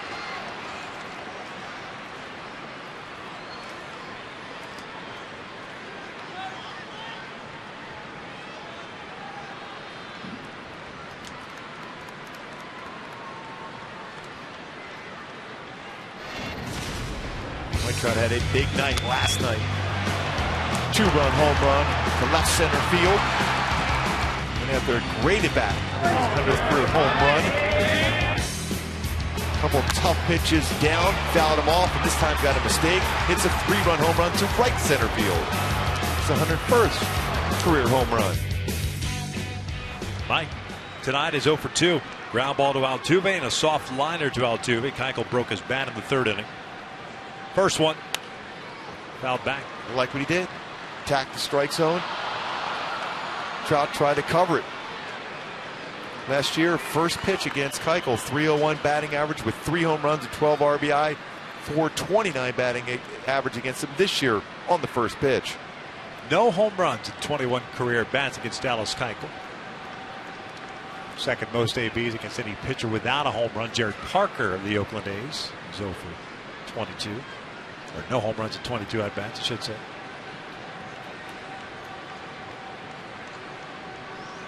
Giavotella at second, Calhoun at first.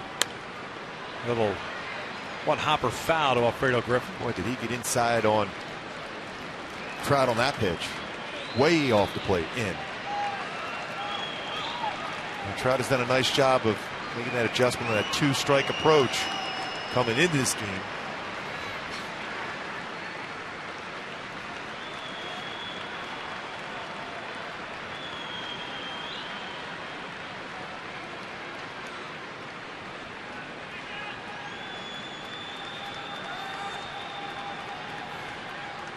Going outside.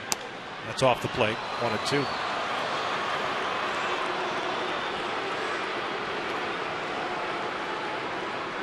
I wonder if that's a set-up pitch to come back inside. See if Trout can get his hands inside on this pitch inside if he decides to do that.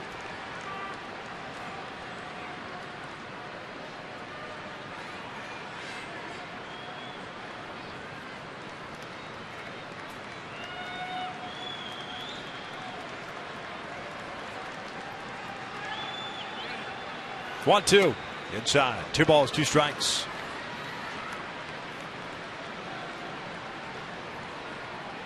Giavotella at second. A walk with 2 outs. Calhoun did the same after that plate appearance. He's over at first. Here's the 2-2. And Trout goes down swinging. Conger throws to first. Completes a strikeout. The Angels leave a couple of men on base. We're headed to the bottom of the 5th with no score.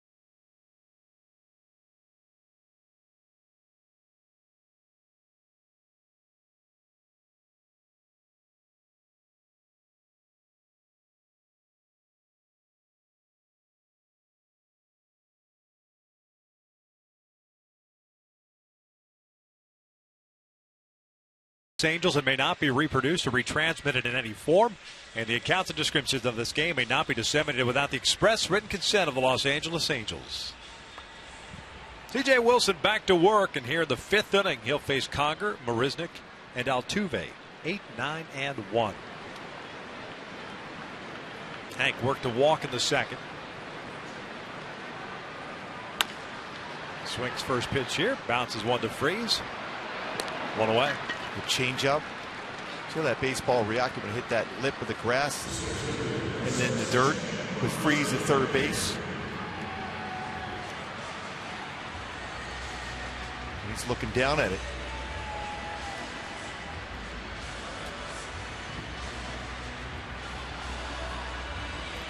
There's a center fielder, Jake Marisnick. Ground ball to Giavotella in the 2nd. The one hopper that ended the 2nd inning for CJ. And Wilson delivers a strike. Back-to-back batters, he started off with a changeup.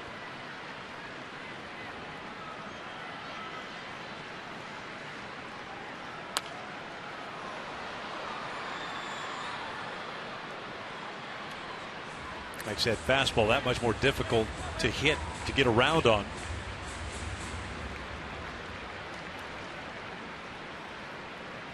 Both pitchers have thrown the ball well, conveniently wild at times. CJ's walked 4 already.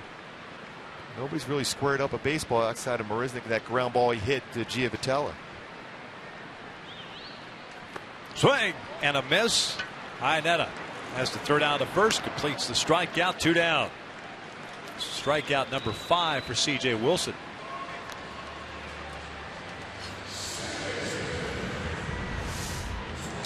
Good hard slider, down and in. Going after that inside part of the plate. Great location. 70 pitches thrown now. Tough inning, especially in the second, even the fourth. The quick innings in the third. Now potentially here in the fifth. Altuve, a strikeout and a fly ball to right. Takes upstairs for ball one.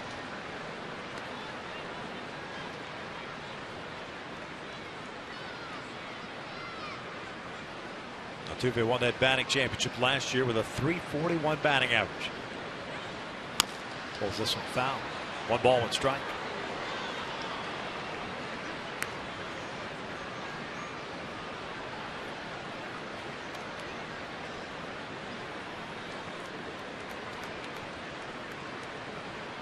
Another happy fan with the foul ball. Young fan. Yes. 1-2. Got inside once again. Hey, speaking of young, or at least young at heart, how about Pete Rose? Yes. Landing with Fox. He served as an analyst. Looking forward to that. Yeah. Big Fox and Fox Sports 1. The hit king. Yes. Loves the game of baseball. Yes, he does. Off speed outside. And knows the game of baseball, both past and present.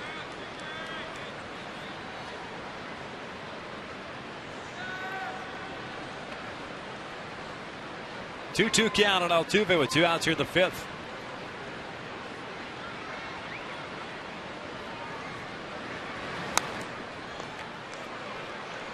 Oh, ricocheted and hit Grossman in the on-deck circle. He's all right. That pitch missed the plate by a lot, down and in. Altuve with that good plate coverage.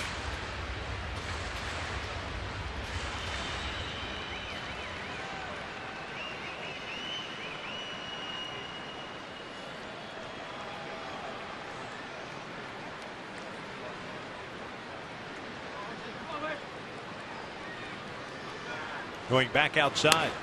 Pulled foul.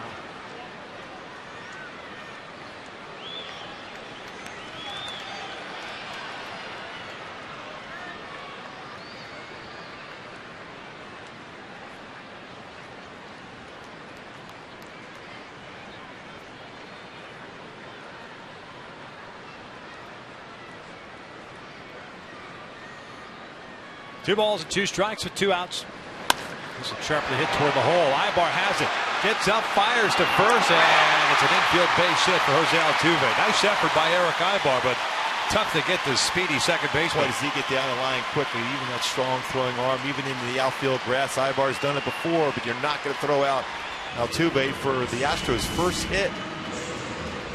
Slides in the outfield grass, knowing he has to be quick. So how quick Altuve went flying through our camera angle. So quick going down the line.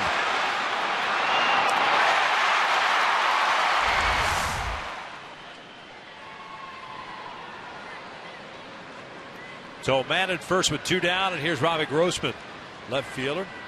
Grounded out in the first inning. Struck out looking in the third. Throw over the first base, maybe.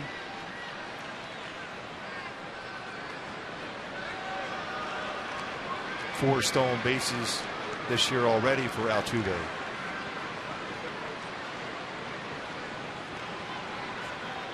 Didn't really get much of a lead when CJ threw it over. He's going to wait till he gets in the stretch position to expand the lead if he can. 1-0. So the Angels with 2 hits, Houston with 1 now. Both lefty starters have been fairly consistent. 3 walks for Keuchel, 4 for CJ. Keuchel with 6 punch outs and Wilson with 5. Down and in. Iannetta keeps that ball in front of him and keeps Altuve at first base. 2-0 now.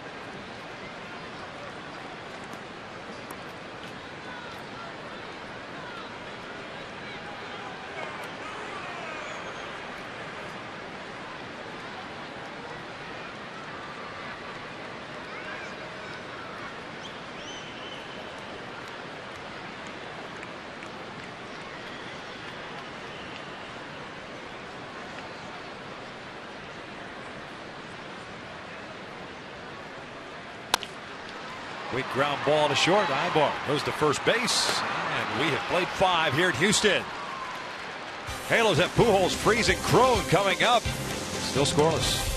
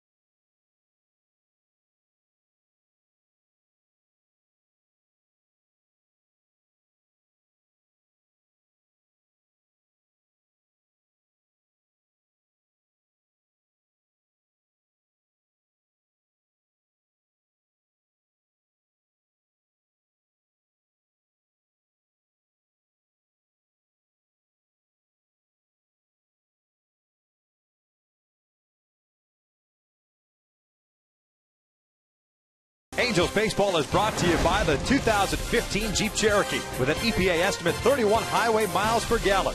Visit Jeep.com for more information. And by AT HOU Verse, more live TV channels on the go than cable. Top of the 6th inning here at Minute Maid Park. It's like walking Mr. Microphones. Hey, I'm on the radio. Oh, yeah.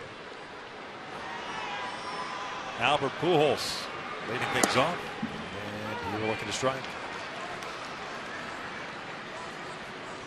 Albert doesn't like it, but according to Fox Tracks in our booth, looks like it caught the corner.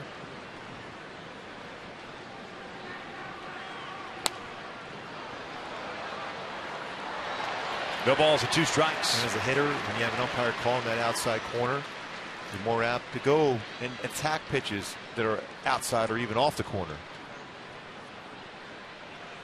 because you know it's going to be called a strike. Albert goes down swinging. 1 down. You can follow the Angels all season long with MLB.com at bat, the @1 app for live baseball. At bat is up to the moment at any moment with in-game highlights, live look-ins, replay reviews, radio broadcasts, StatCast, and more. Get MLB.com at bat for your smartphone or tablet today. Here's David Freeze. Upstairs. Freeze, a single in the 2nd, a strikeout looking in the 4th. 7 punch outs for Keuchel.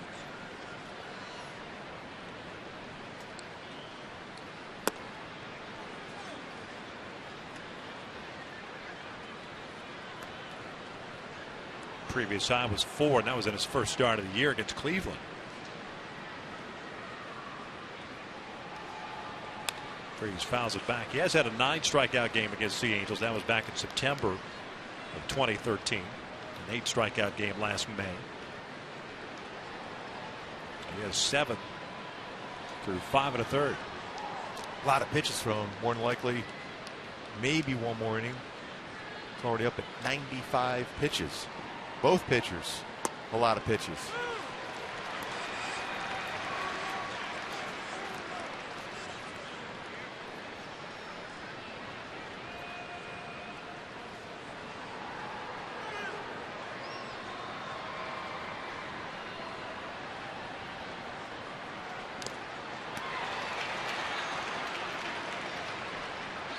Two balls, 2 strikes.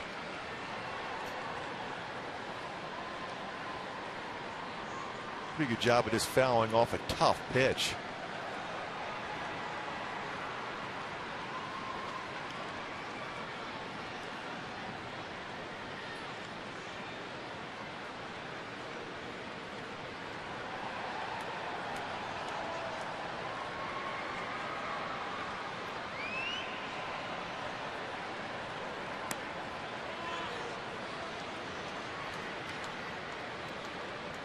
Well, he turns that two-seam fastball over on the inside corner against a right-handed batter. That's not an easy thing to do.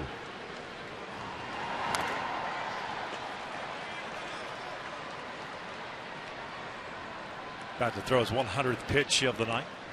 You see some movement now in their bullpen.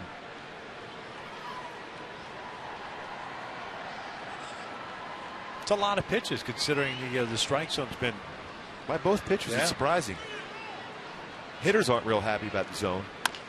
Chopper left side. VR cuts it off. 2 down. With that 100th pitch for Dallas Keuchel. And a big amount thrown into the 4th inning, 22. Same thing in the 5th inning. 3 walks in the game to go along with his 7 strikeouts. Led the American League last year with 5 complete games. A lot of deep counts also. Crow takes outside. CJ 1 for 2. Doubled in the 4th.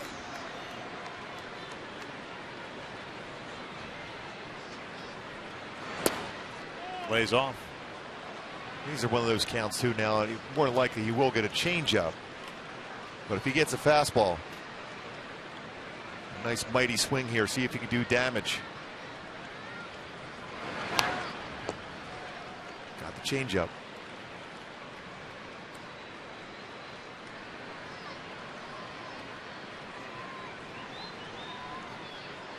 Double for Cron in the 4th inning. First extra base hit of the season.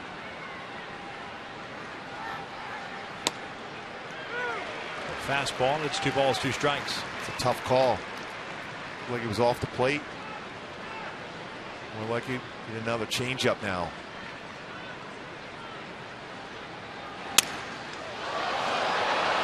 Broken bat, 1 hopper to Jet Lowry, and the Angels go down in order here in the 6th. We'll head to the bottom of the frame. Springer, Gaddis, and Lowry. That's 3, 4, 5 to face C.J. Wilson with no score.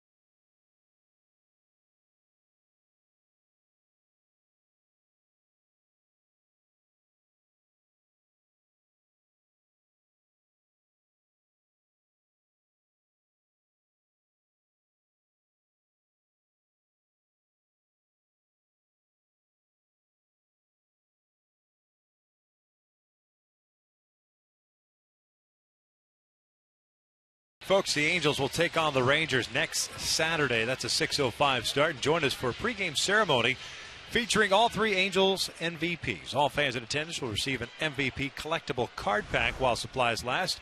Purchase your tickets today at angels.com or at the Angel Stadium ticket office. George Springer to lead things off against C.J. Wilson. The Astros right fielder with a walk and a ground out. Puts him at 0 for 1. Takes inside for ball 1. Springer with 1 double, 2 runs batted in on the year.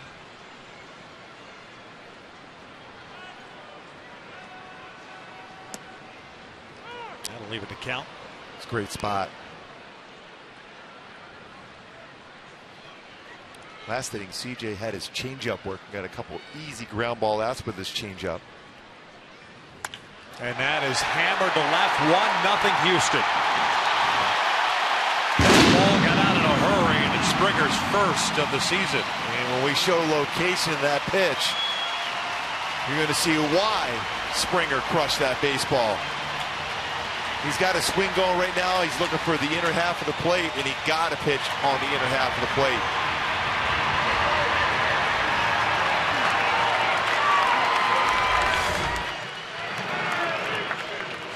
Anytime you see a catcher reaching back against a hitter as talented as Springer is, it's never a good thing.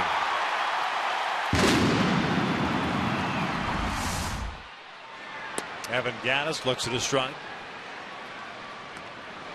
The Astros first to score tonight. It's on the home run by Springer. 13th hit by Houston this year. Gattis skies one out towards center field. It's playable for Trout.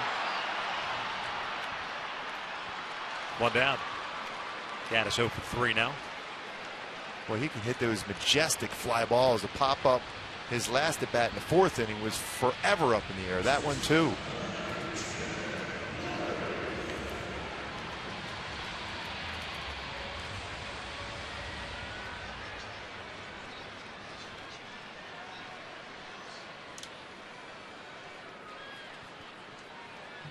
There's Jed Lowry, shortstop 0 for 2 with a pop-up and a fly ball to right. AJ just threw his 86th pitch of the night. Gave up his first hit in the 5th inning. 2-out infield base hit to Altuve, and now leadoff home run by Springer. 1 ball, 1 strike. Astros getting action in their bullpen, so maybe Dallas Keuchel is done after 6 innings. The man who gave up the go-ahead home run to Mike Trout last night is getting ready once again, the veteran Chad Qualls. Felt like Qualls threw quite a few pitches last night as well.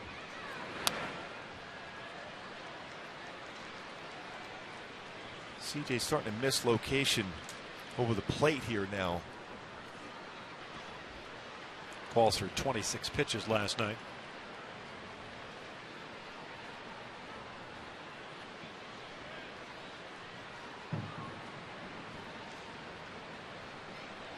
One, 2. Called strike 3 down goes Lowry, 2 outs. That was just great mechanics on that one. We'll go back to the mechanics and where the location was on the home run pitch to Springer. Ineta setting up away, wants something down. This ball ran, cut back on the inner half of the plate. Springer was all over that. And then he landed, just pulled across his arm, not out in front. Exactly where he wanted to go, and that's why you have cut action on that pitch. I think that was supposed to be a changeup, but ended up cutting out over the middle of the plate and in. Because you could tell by what Ineta wanted. He wanted a changeup and he wanted it down. It was 84, but he cut across his body enough where instead of sinking away, it cut across and in. Carter has walked twice. 1 ball, 1 strike, 3 infielders on the left side. There's that landing area for CJ. Been pretty consistent. Although sometimes when he's gotten quick in his delivery, the elbow is dropped. Like that. And he's going to check where he was supposed to land. And he wants to be in that pretty much the same exact spot. He got a little bit longer on his delivery and then rolled the ankle, dropping the elbow and seeing the reaction. And it seems like every time he's trying to go away with a pitch is when that tends to occur. Yeah, your stride is going to be longer than you want. Good off-speed pitch. 2 balls and 2 strikes. So in other words, in that landing spot, that hole, you want to land the front part of your foot. At that point, because he got quicker, he landed a little bit further. It was the heel and middle of his foot. They made the foot roll over, and then the elbow drop.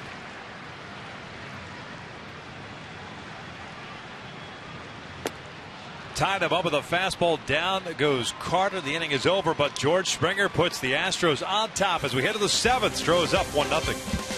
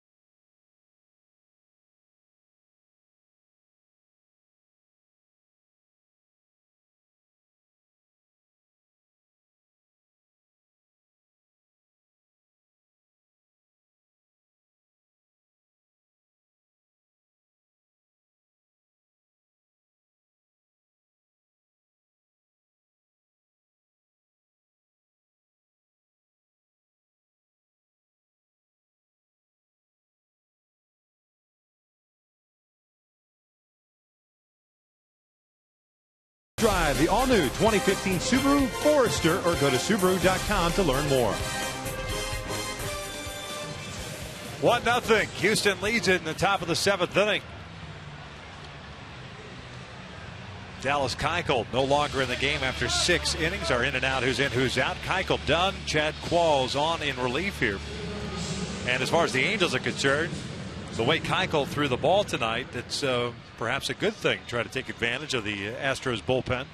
No doubt. The way he threw the ball, Keuchel, inside out, changed speeds well. Threw a lot of pitches, but conveniently wild at times. Not a lot of good swings or squared up baseballs against him. Ibar, Iannetta, and Calgill for the Halos.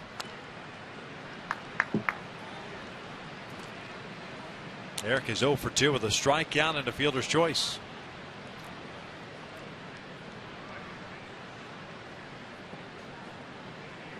Halos have had some opportunities. Did have some opportunities against Keuchel. 2nd, 4th, and 5th innings, but unable to push across a run. Lifted foul and out of play. Well, you notice Ibar's hands is dropping, so he's getting underneath some pitches. More of an upward swing, uppercut swing. When he hits down on the baseball, that's when he's hot. You see the frustration in his face there.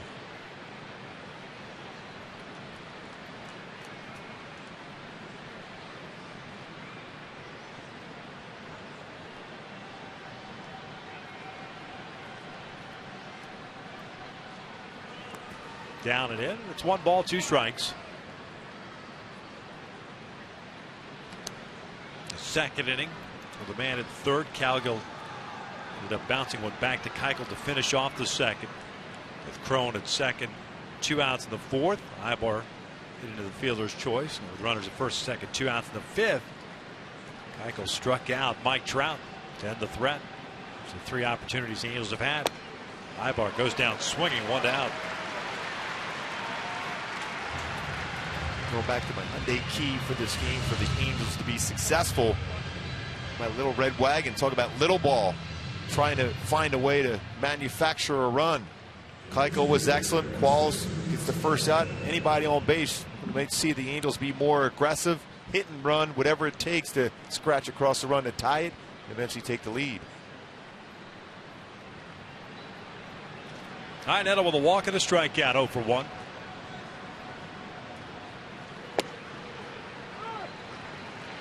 It's good to see Garrett Richards still in the dugout. He's going to get the start tomorrow, which is great news.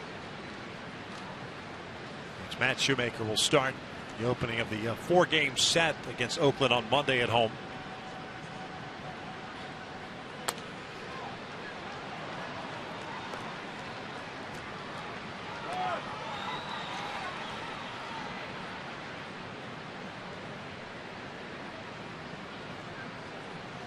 Good chat this afternoon with Don Baylor talking about the Astrodome back in the day. Some of the players he remembers watching. Jimmy Wynn was one of the that he brought up, the toy cannon. Boy, he crushed a baseball. Yeah. Iannetta goes down swinging, 2 outs. This mind made up there. Breaking ball. That'll bring up Calgill.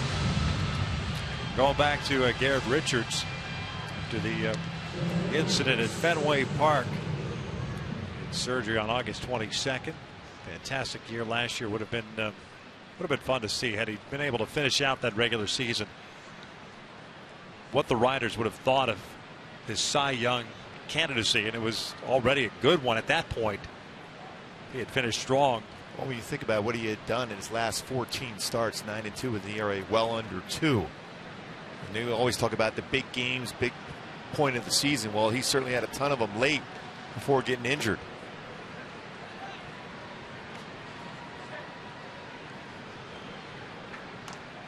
Back-to-back strikeouts for Qualls here in the 7th. Calgill twice bouncing one back to the mound is 0 for 2.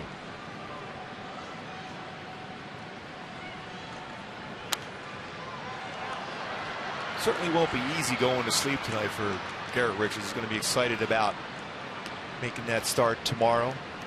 Day game. That's what I remember. Tom Seaver once told me the most important night's sleep for a pitcher is not the night before. It's the night before the night before, because you're going to play out that game in your mind the night before you pitch. So you're going to be not as comfortable going to sleep. So that night before that, very important to get a good night's sleep. Bouncer foul.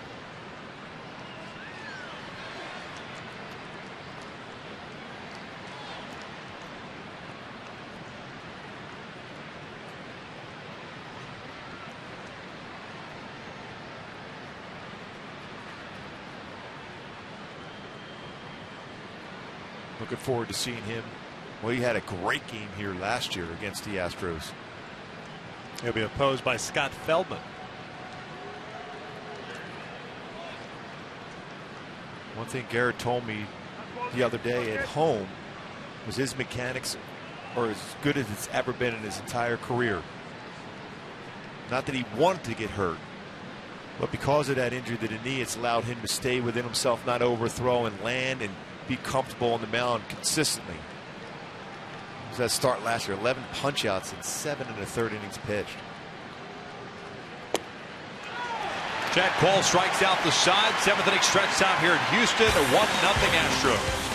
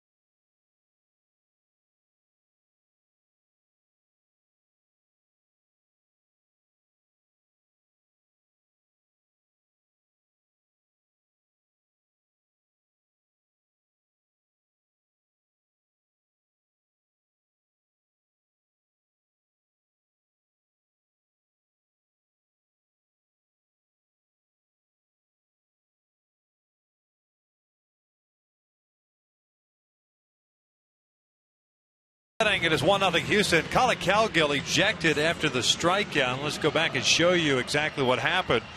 As it was a called strike 3. Paul Nauert rings him up. Cowgill flips the bat down, but that didn't get him in trouble. It just got Nauert's attention, and then right here with the shin guard, as soon as it hits Nauert, automatic. He got caught as he's trying to kick it away and ended up landing on his foot. Initially gave him a little bit of a chance to stay in the game. Mike Scioscia coming out, Alfredo Griffin there.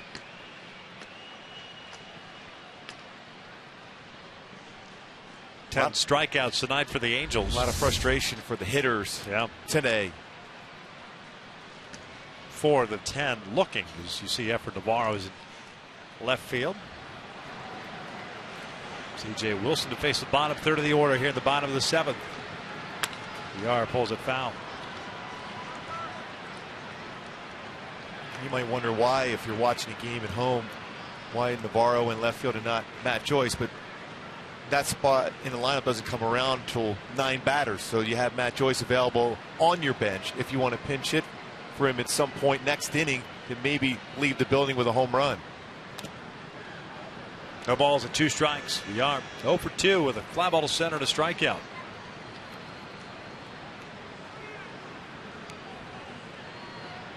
Much better outing tonight for Qualls than last night. 3 strikeouts.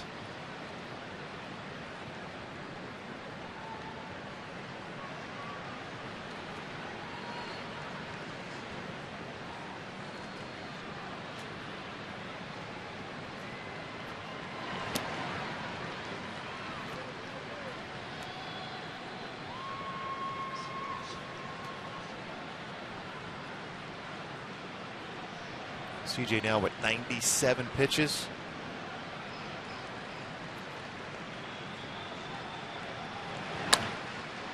Down the line, foul. Down remains at 1-2. Bottom part of the order now for the Astros. Although the top of the order not that far away to Altuve, with Mike Morin up in the bullpen. A right-hander be available for a number of those right-handed batters potentially coming up for the Astros in this inning.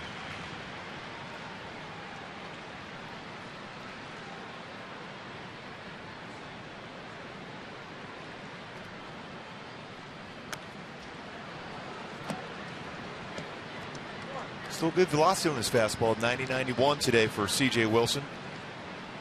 He's harnessed it back in. He had that shaky second inning. Couple of walks. But then much better since then.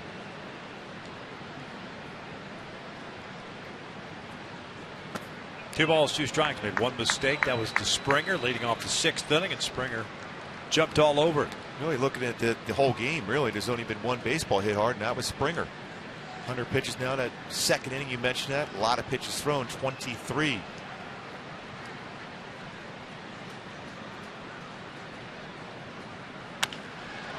Fly ball out to left center field. Trout covering ground, takes over. One out.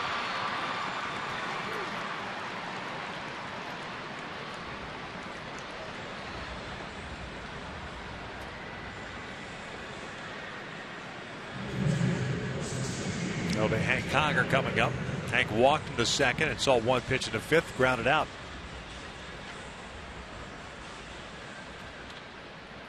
That's more of the norm for Hank Conger. Very aggressive in the strike zone, early swings. His first at bat, you mentioned a walk. That's not the usual for Conger. Very aggressive at the plate.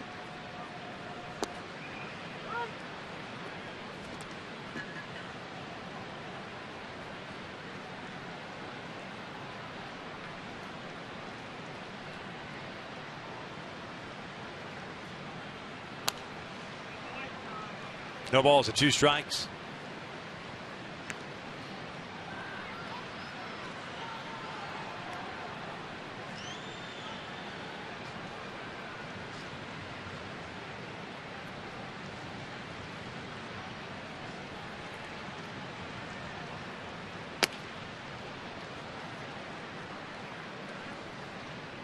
Morin is ready to go. He's just looking on. Mike Scioscia decides to go to the bullpen.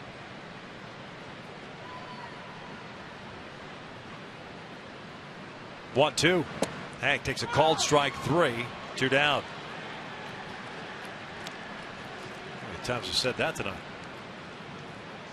Quite a few times. 18 combined strikeouts tonight. A lot looking too. That's great location of a fastball inside after starting off Conger with a slow curveball. Mixing and matching, got him out last time out on a changeup out in front for a ground ball out first pitch.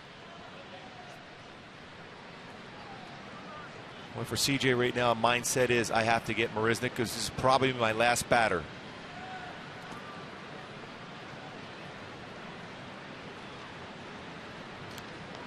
Put yourself in position to pick up a W.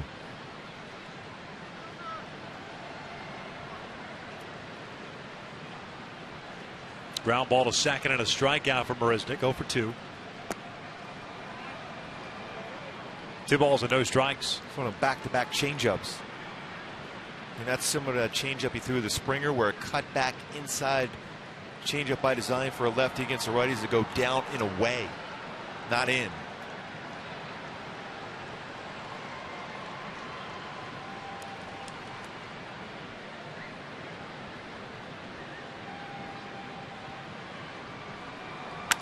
This is pulled left, a base hit. 2-out knock. Here comes Mike Scioscia. That's going to be it for C.J. Wilson. 108 pitches for C.J.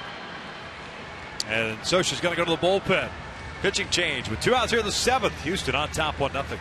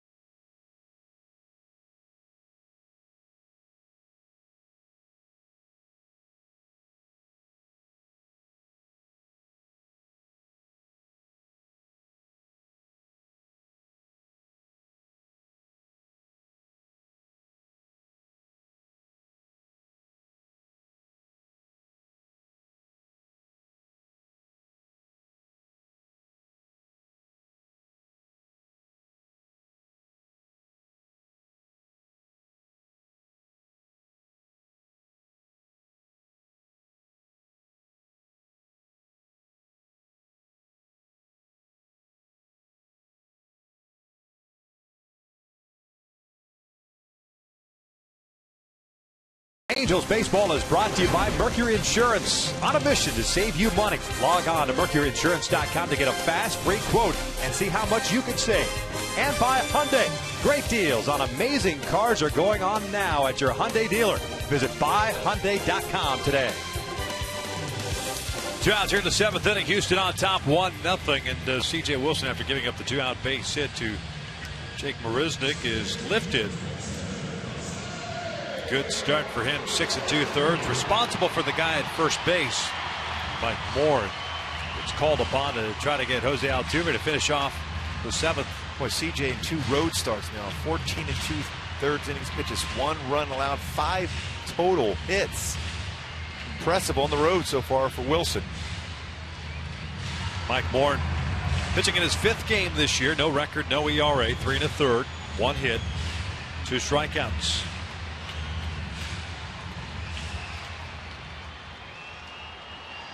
Altuve with an infield base hit in the 5th inning. He's 1-3.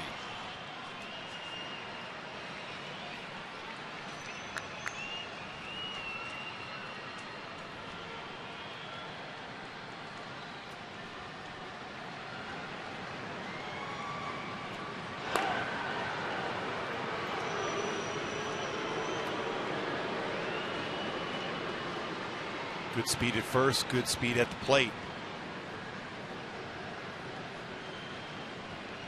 A.J. Hinch may put on a hit and run or some type of action here.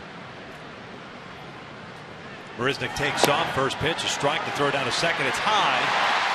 And it's a stolen base for Marisnick. I'm curious to have seen if that throws down the bag, because it was a pretty good throw from Iannetta. Yeah, he was quick on the transfer. Might have had a shot at him.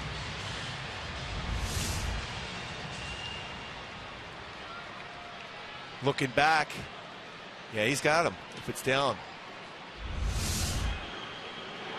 That's exactly what that stolen base does, is opens up first base. You take a chance now with Robbie Grossman, the left fielder, who will spin around to hit from the left side.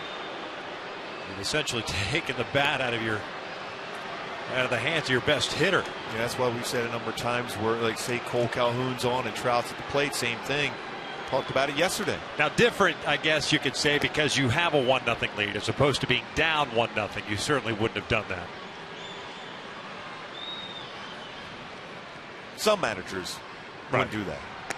Put the go-ahead run on the base.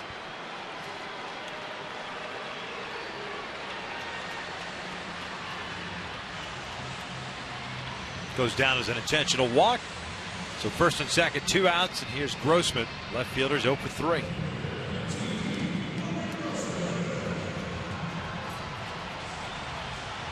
A little bit better from the left side this year. Small sample size, 2 for 7.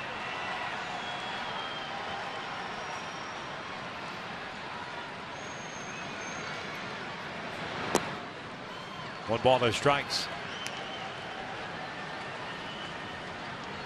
No runs, 2 hits, 1 error, 5 left on for the Angels. 1 run, 3 hits, 1 error. And Houston has stranded 5 so far. Lifted out the left and hit well. Navarro back in front of the Crawford boxes, and that is gone. 4-0 Houston. A 3-run shot by Robbie Grossman.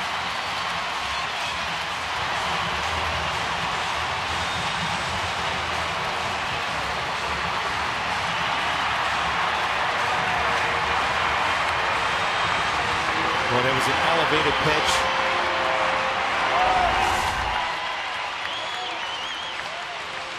Boy, about belt high out over the plate.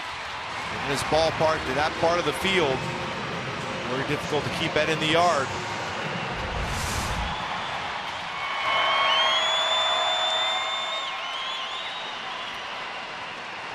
Here's Springer. So 2 runs charged to C.J. Wilson. The book closed on him. 2 runs charged to Morin.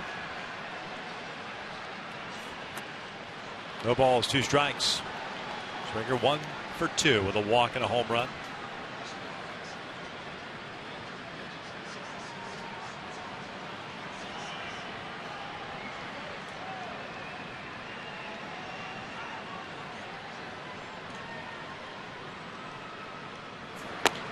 Fastball up and in. Halos in the 8th inning have 9-1-2 coming up. Giavotella, Calhoun, and Trout to face what they believe to be Pat Neshek. Down goes Springer, hitting over, but damage done. 2-out rally capped by the 3-run home run. Houston up 4-0.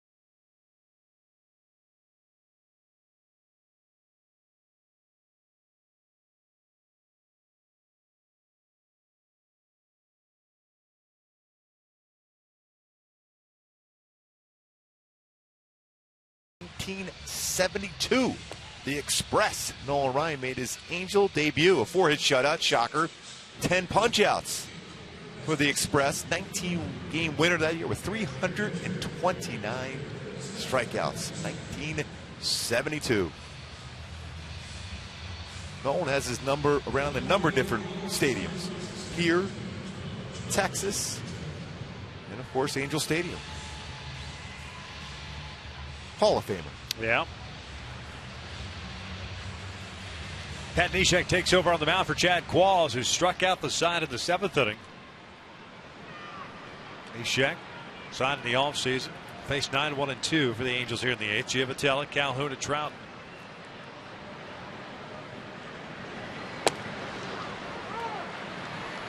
Colby Rasmus in left field, taking over for Robbie Grossman. Neshek not overpowering fastballs, 87-90. Slider, quite a few of them, and a good changeup. Very deceptive delivery. No balls, 2 strikes. Boy, Rasmus really going with the old school baggy pants pulled up. It's like a softball player. The high tops too. With the stirrups. It's a solid look. 0-2.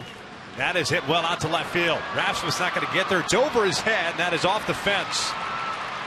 Giavotella with a leadoff double, second of the season, and the Angels get their leadoff man on board.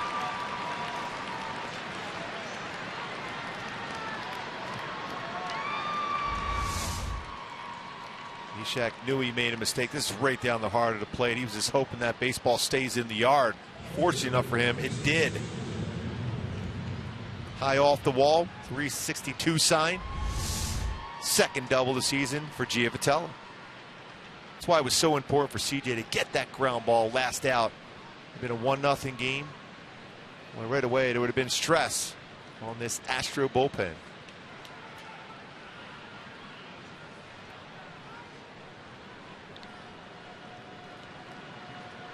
Calhoun 0 for 2, a strikeout, a ground down, and a walk. Lets this one foul and out of play. Neshek last year spent 2014 with the St. Louis Cardinals. What a fantastic season he had. 71 games, a 7-2 record, a 1.87 ERA. Struck out 68 and 67 in a third. He's not going to walk anybody, just walked 9.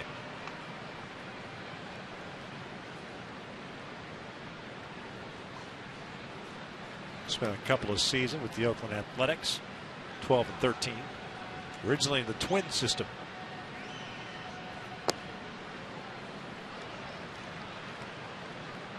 Definitely not the norm as far as the pitching motion.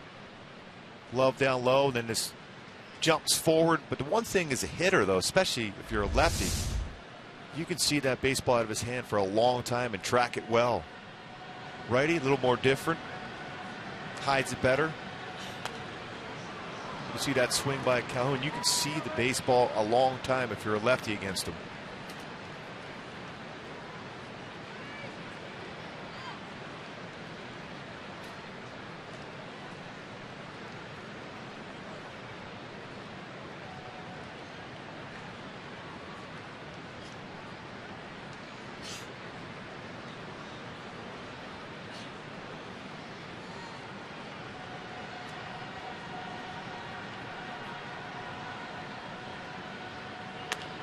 In the air to right. Springer is there. He'll make the catch. Vitello's not going anywhere. One down. Out of the strike zone, that pitch. Frustrated Calhoun was chasing that one. You're going to see some hitters chase some borderline pitches because a number of them have been called today during the course of the game.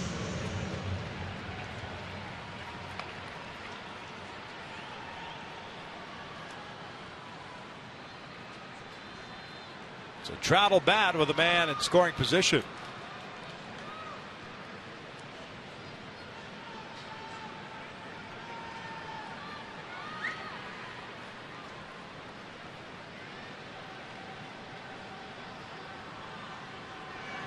Mike 0 for 3.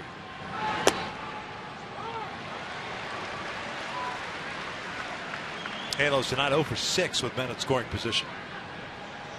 Dallas Keuchel got the start. No runs, 6 innings, 2 hits, 7 strikeouts, 3 walks.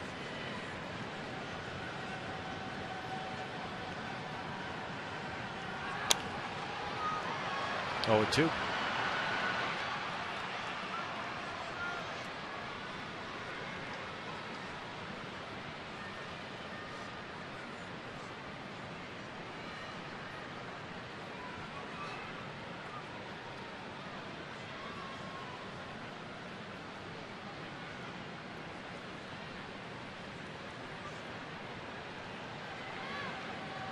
Big lead for Vitello. Halos down 4-0 here in the 8th.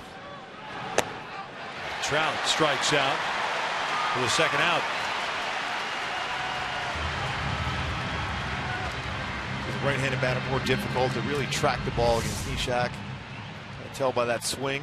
Out in front, unable to make contact. Tried to shorten it up. Swing and miss. A lot of strikeouts in this game.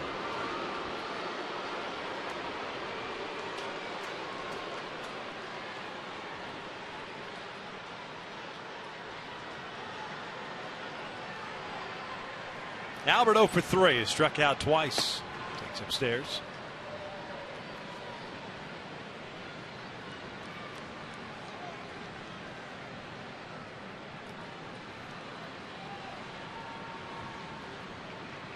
It's 11 strikeouts for Astros pitching tonight.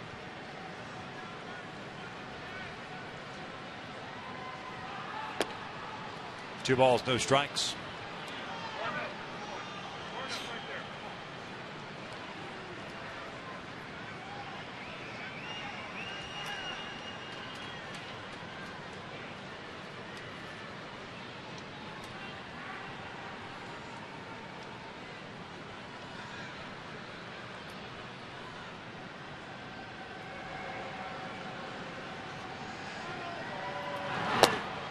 Slider on a 2-0 pitch.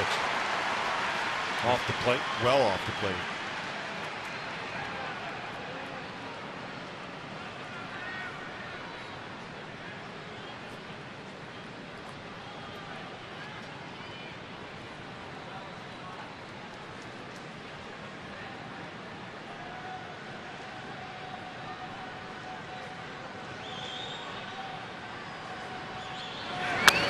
Albert skies one out toward right center field. Marisnik to his left is there.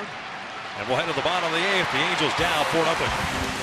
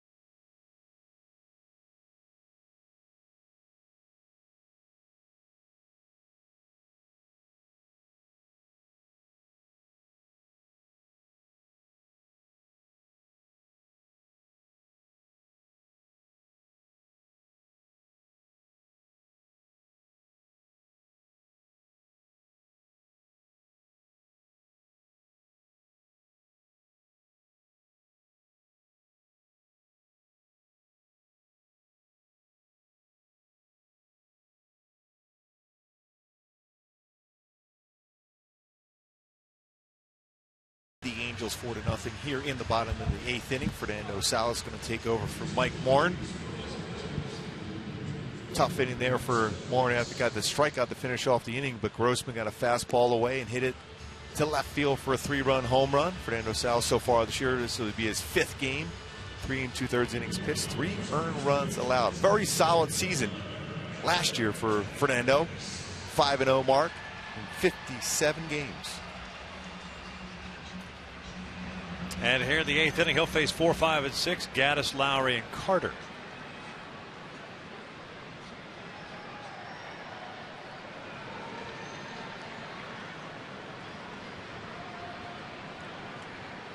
Gaddis 0 for 3. A strikeout, a pop-up, and a fly ball to center.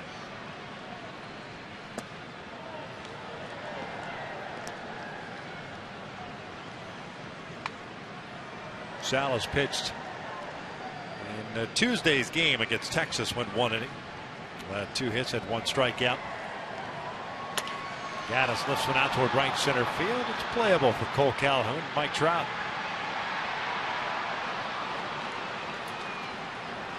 One away.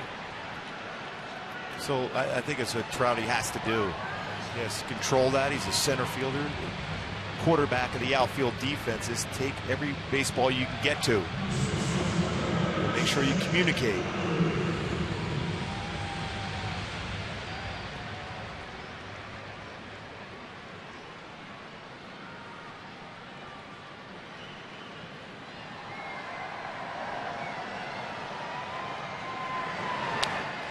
Lowry, a big rip. He's 0 for 3 tonight. Struck out looking at his last time up.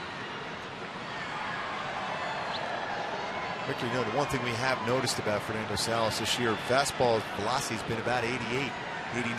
Last year, when he was on a roll that he was 89 to 93 with his fastball velocity.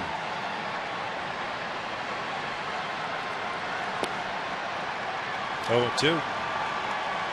And maybe it's just one of those situations where in spring training some guys get that dead arm, but it's kind of rolled into the season for him, and you hope that as the summer progresses that velocity returns, because I think if you're going to have a season, especially for a reliever, you'd rather it be a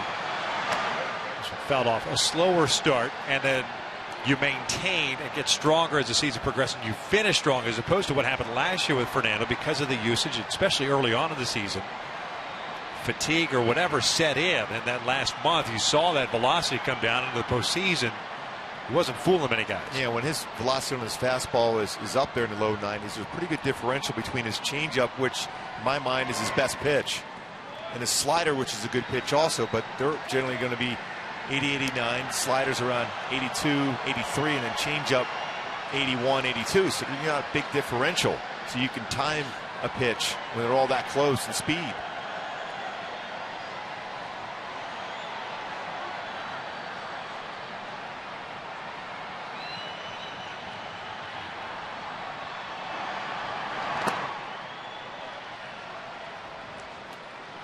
Ball and 2 strikes on Lowry.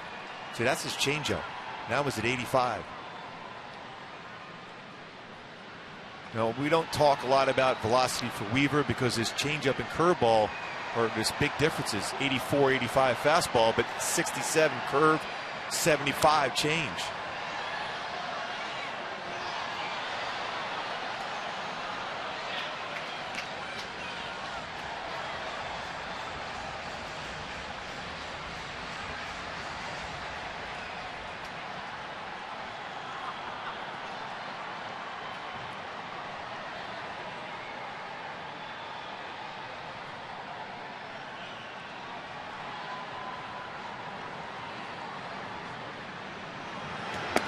Two balls, 2 strikes.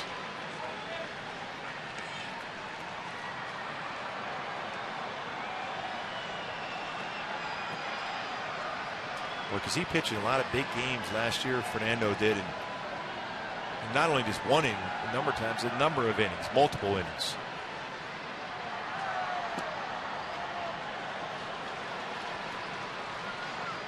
Full count now. Yeah, he was in some high leverage situations for Mike Scioscia throughout the course of the season.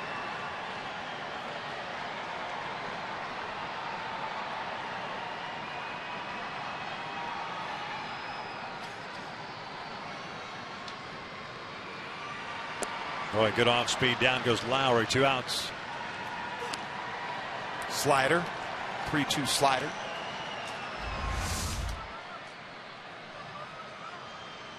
Great location, that pitch.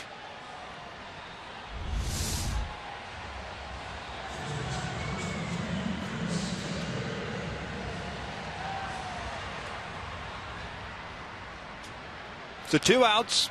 Nobody on. Chris Carter, first baseman up. Walked twice and struck out.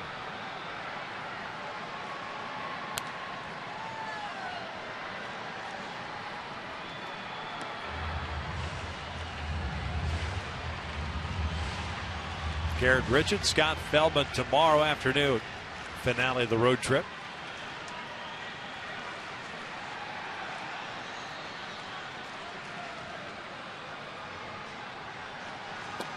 One ball, 1 strike. Angels Live will kick things off. 10:30 a.m. Pacific time. It's going to be a lot of fun to watch Garrett go out there and compete again.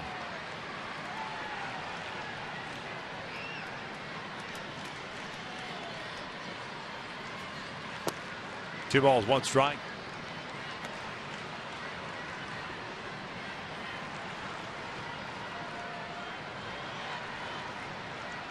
Credit the Astros. They've pitched well. This entire season they throw the ball well. Came in with a staff ERA of just over 3 as this one's fouled off to the right. The Angels managed 6 hits last night. They've managed 3 tonight. A.J. Hinch, first-year skipper. Stick around after the last out. Angels Live, presented by SoCal Mazda dealers. Coming up after the game, Alex Curry and Jose Mota.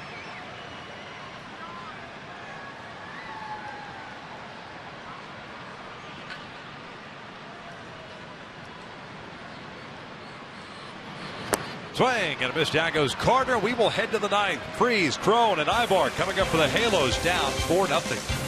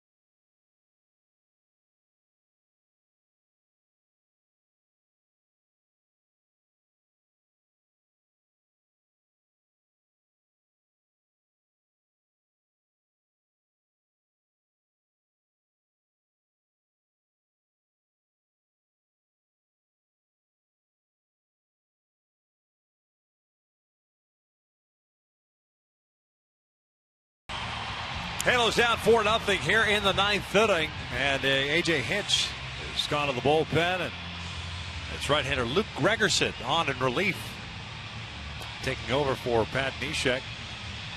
Had himself a scoreless 8th inning after giving up the leadoff double. The Angels took game 1 last night, trailing here 4-0. Let's see if they can do something against Gregerson. With the A's last year 5-5 and a 2.12 ERA, 72 games. You see a lot of sliders from Gregerson. He does have a good two-seam fastball, anywhere between 86 to 91 with his fastball, but sliders his pitch, also a changeup.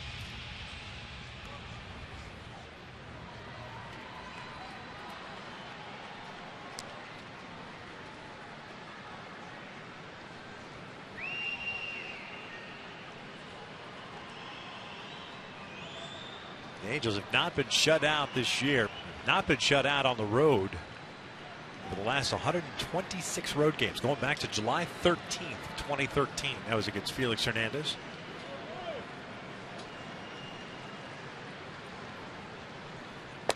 David Freese will look at a strike. Goes without saying. Opportunities were there tonight. Halos 0 for 8. Freese fouls it off to the right. Previous 2 games, the Angels have been 7 for 20 with men in scoring position. A much more relaxed approach to be successful in those spots. Joyce has come out to the on-deck circle. He'll pinch hit for Crone.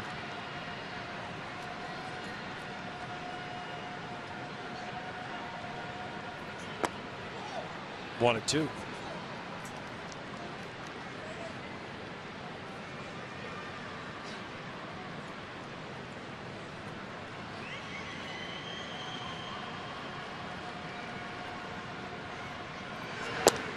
Freese goes down swinging. There's the first down here of the night.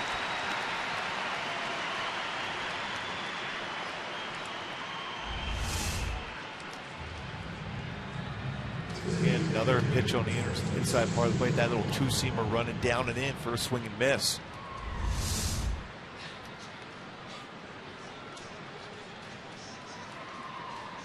Crone finishes the night going 1 for 3. Had the double back in the 4th.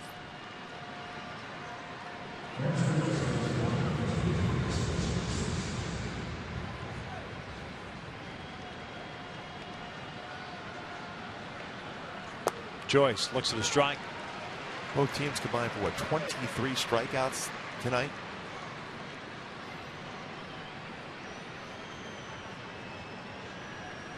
Need a new highlighter. Used quite a bit of it tonight. Yes.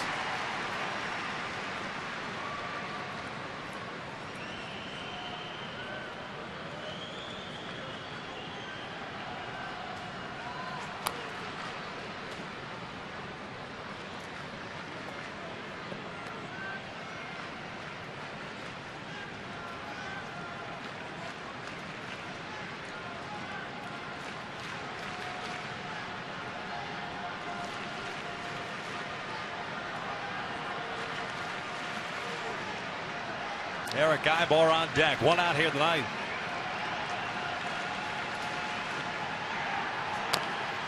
Bouncer foul.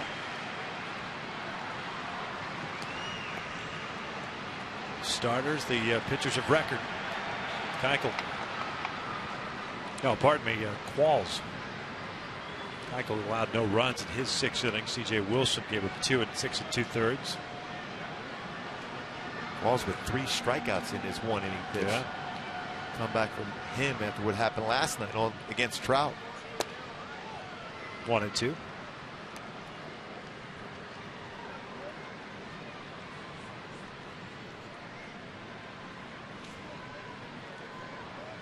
Trout still talking to Albert Pujols. Both a tough night. Joyce goes down, 2 outs.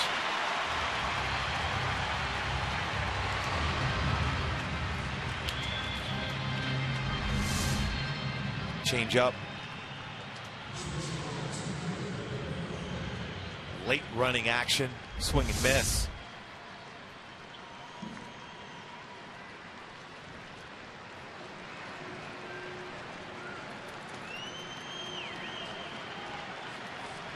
So the Halos down to the last out, and it's Eric Ibar to play.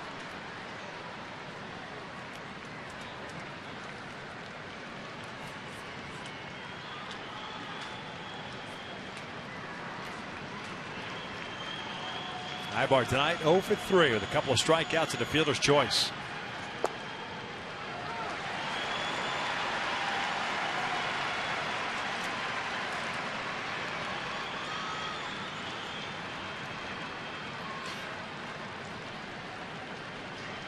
One just off the plate. 2 balls, 1 strike. Boy, Gregerson has been tough throughout his career versus the Angels. An ERA 0.61.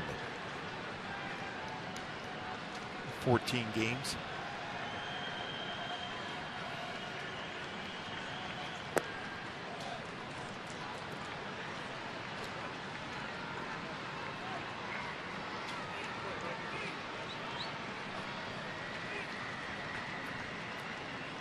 Three hits for the Halos, 4 for Houston, but 2 of them left the building. Springer solo shot, Grossman a 3-run shot. Full count. 14 home runs in the season for the Astros.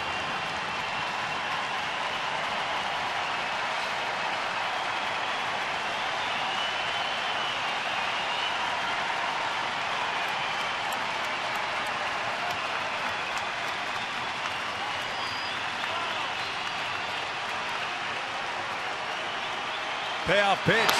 Ibar bounces this one to Altuve.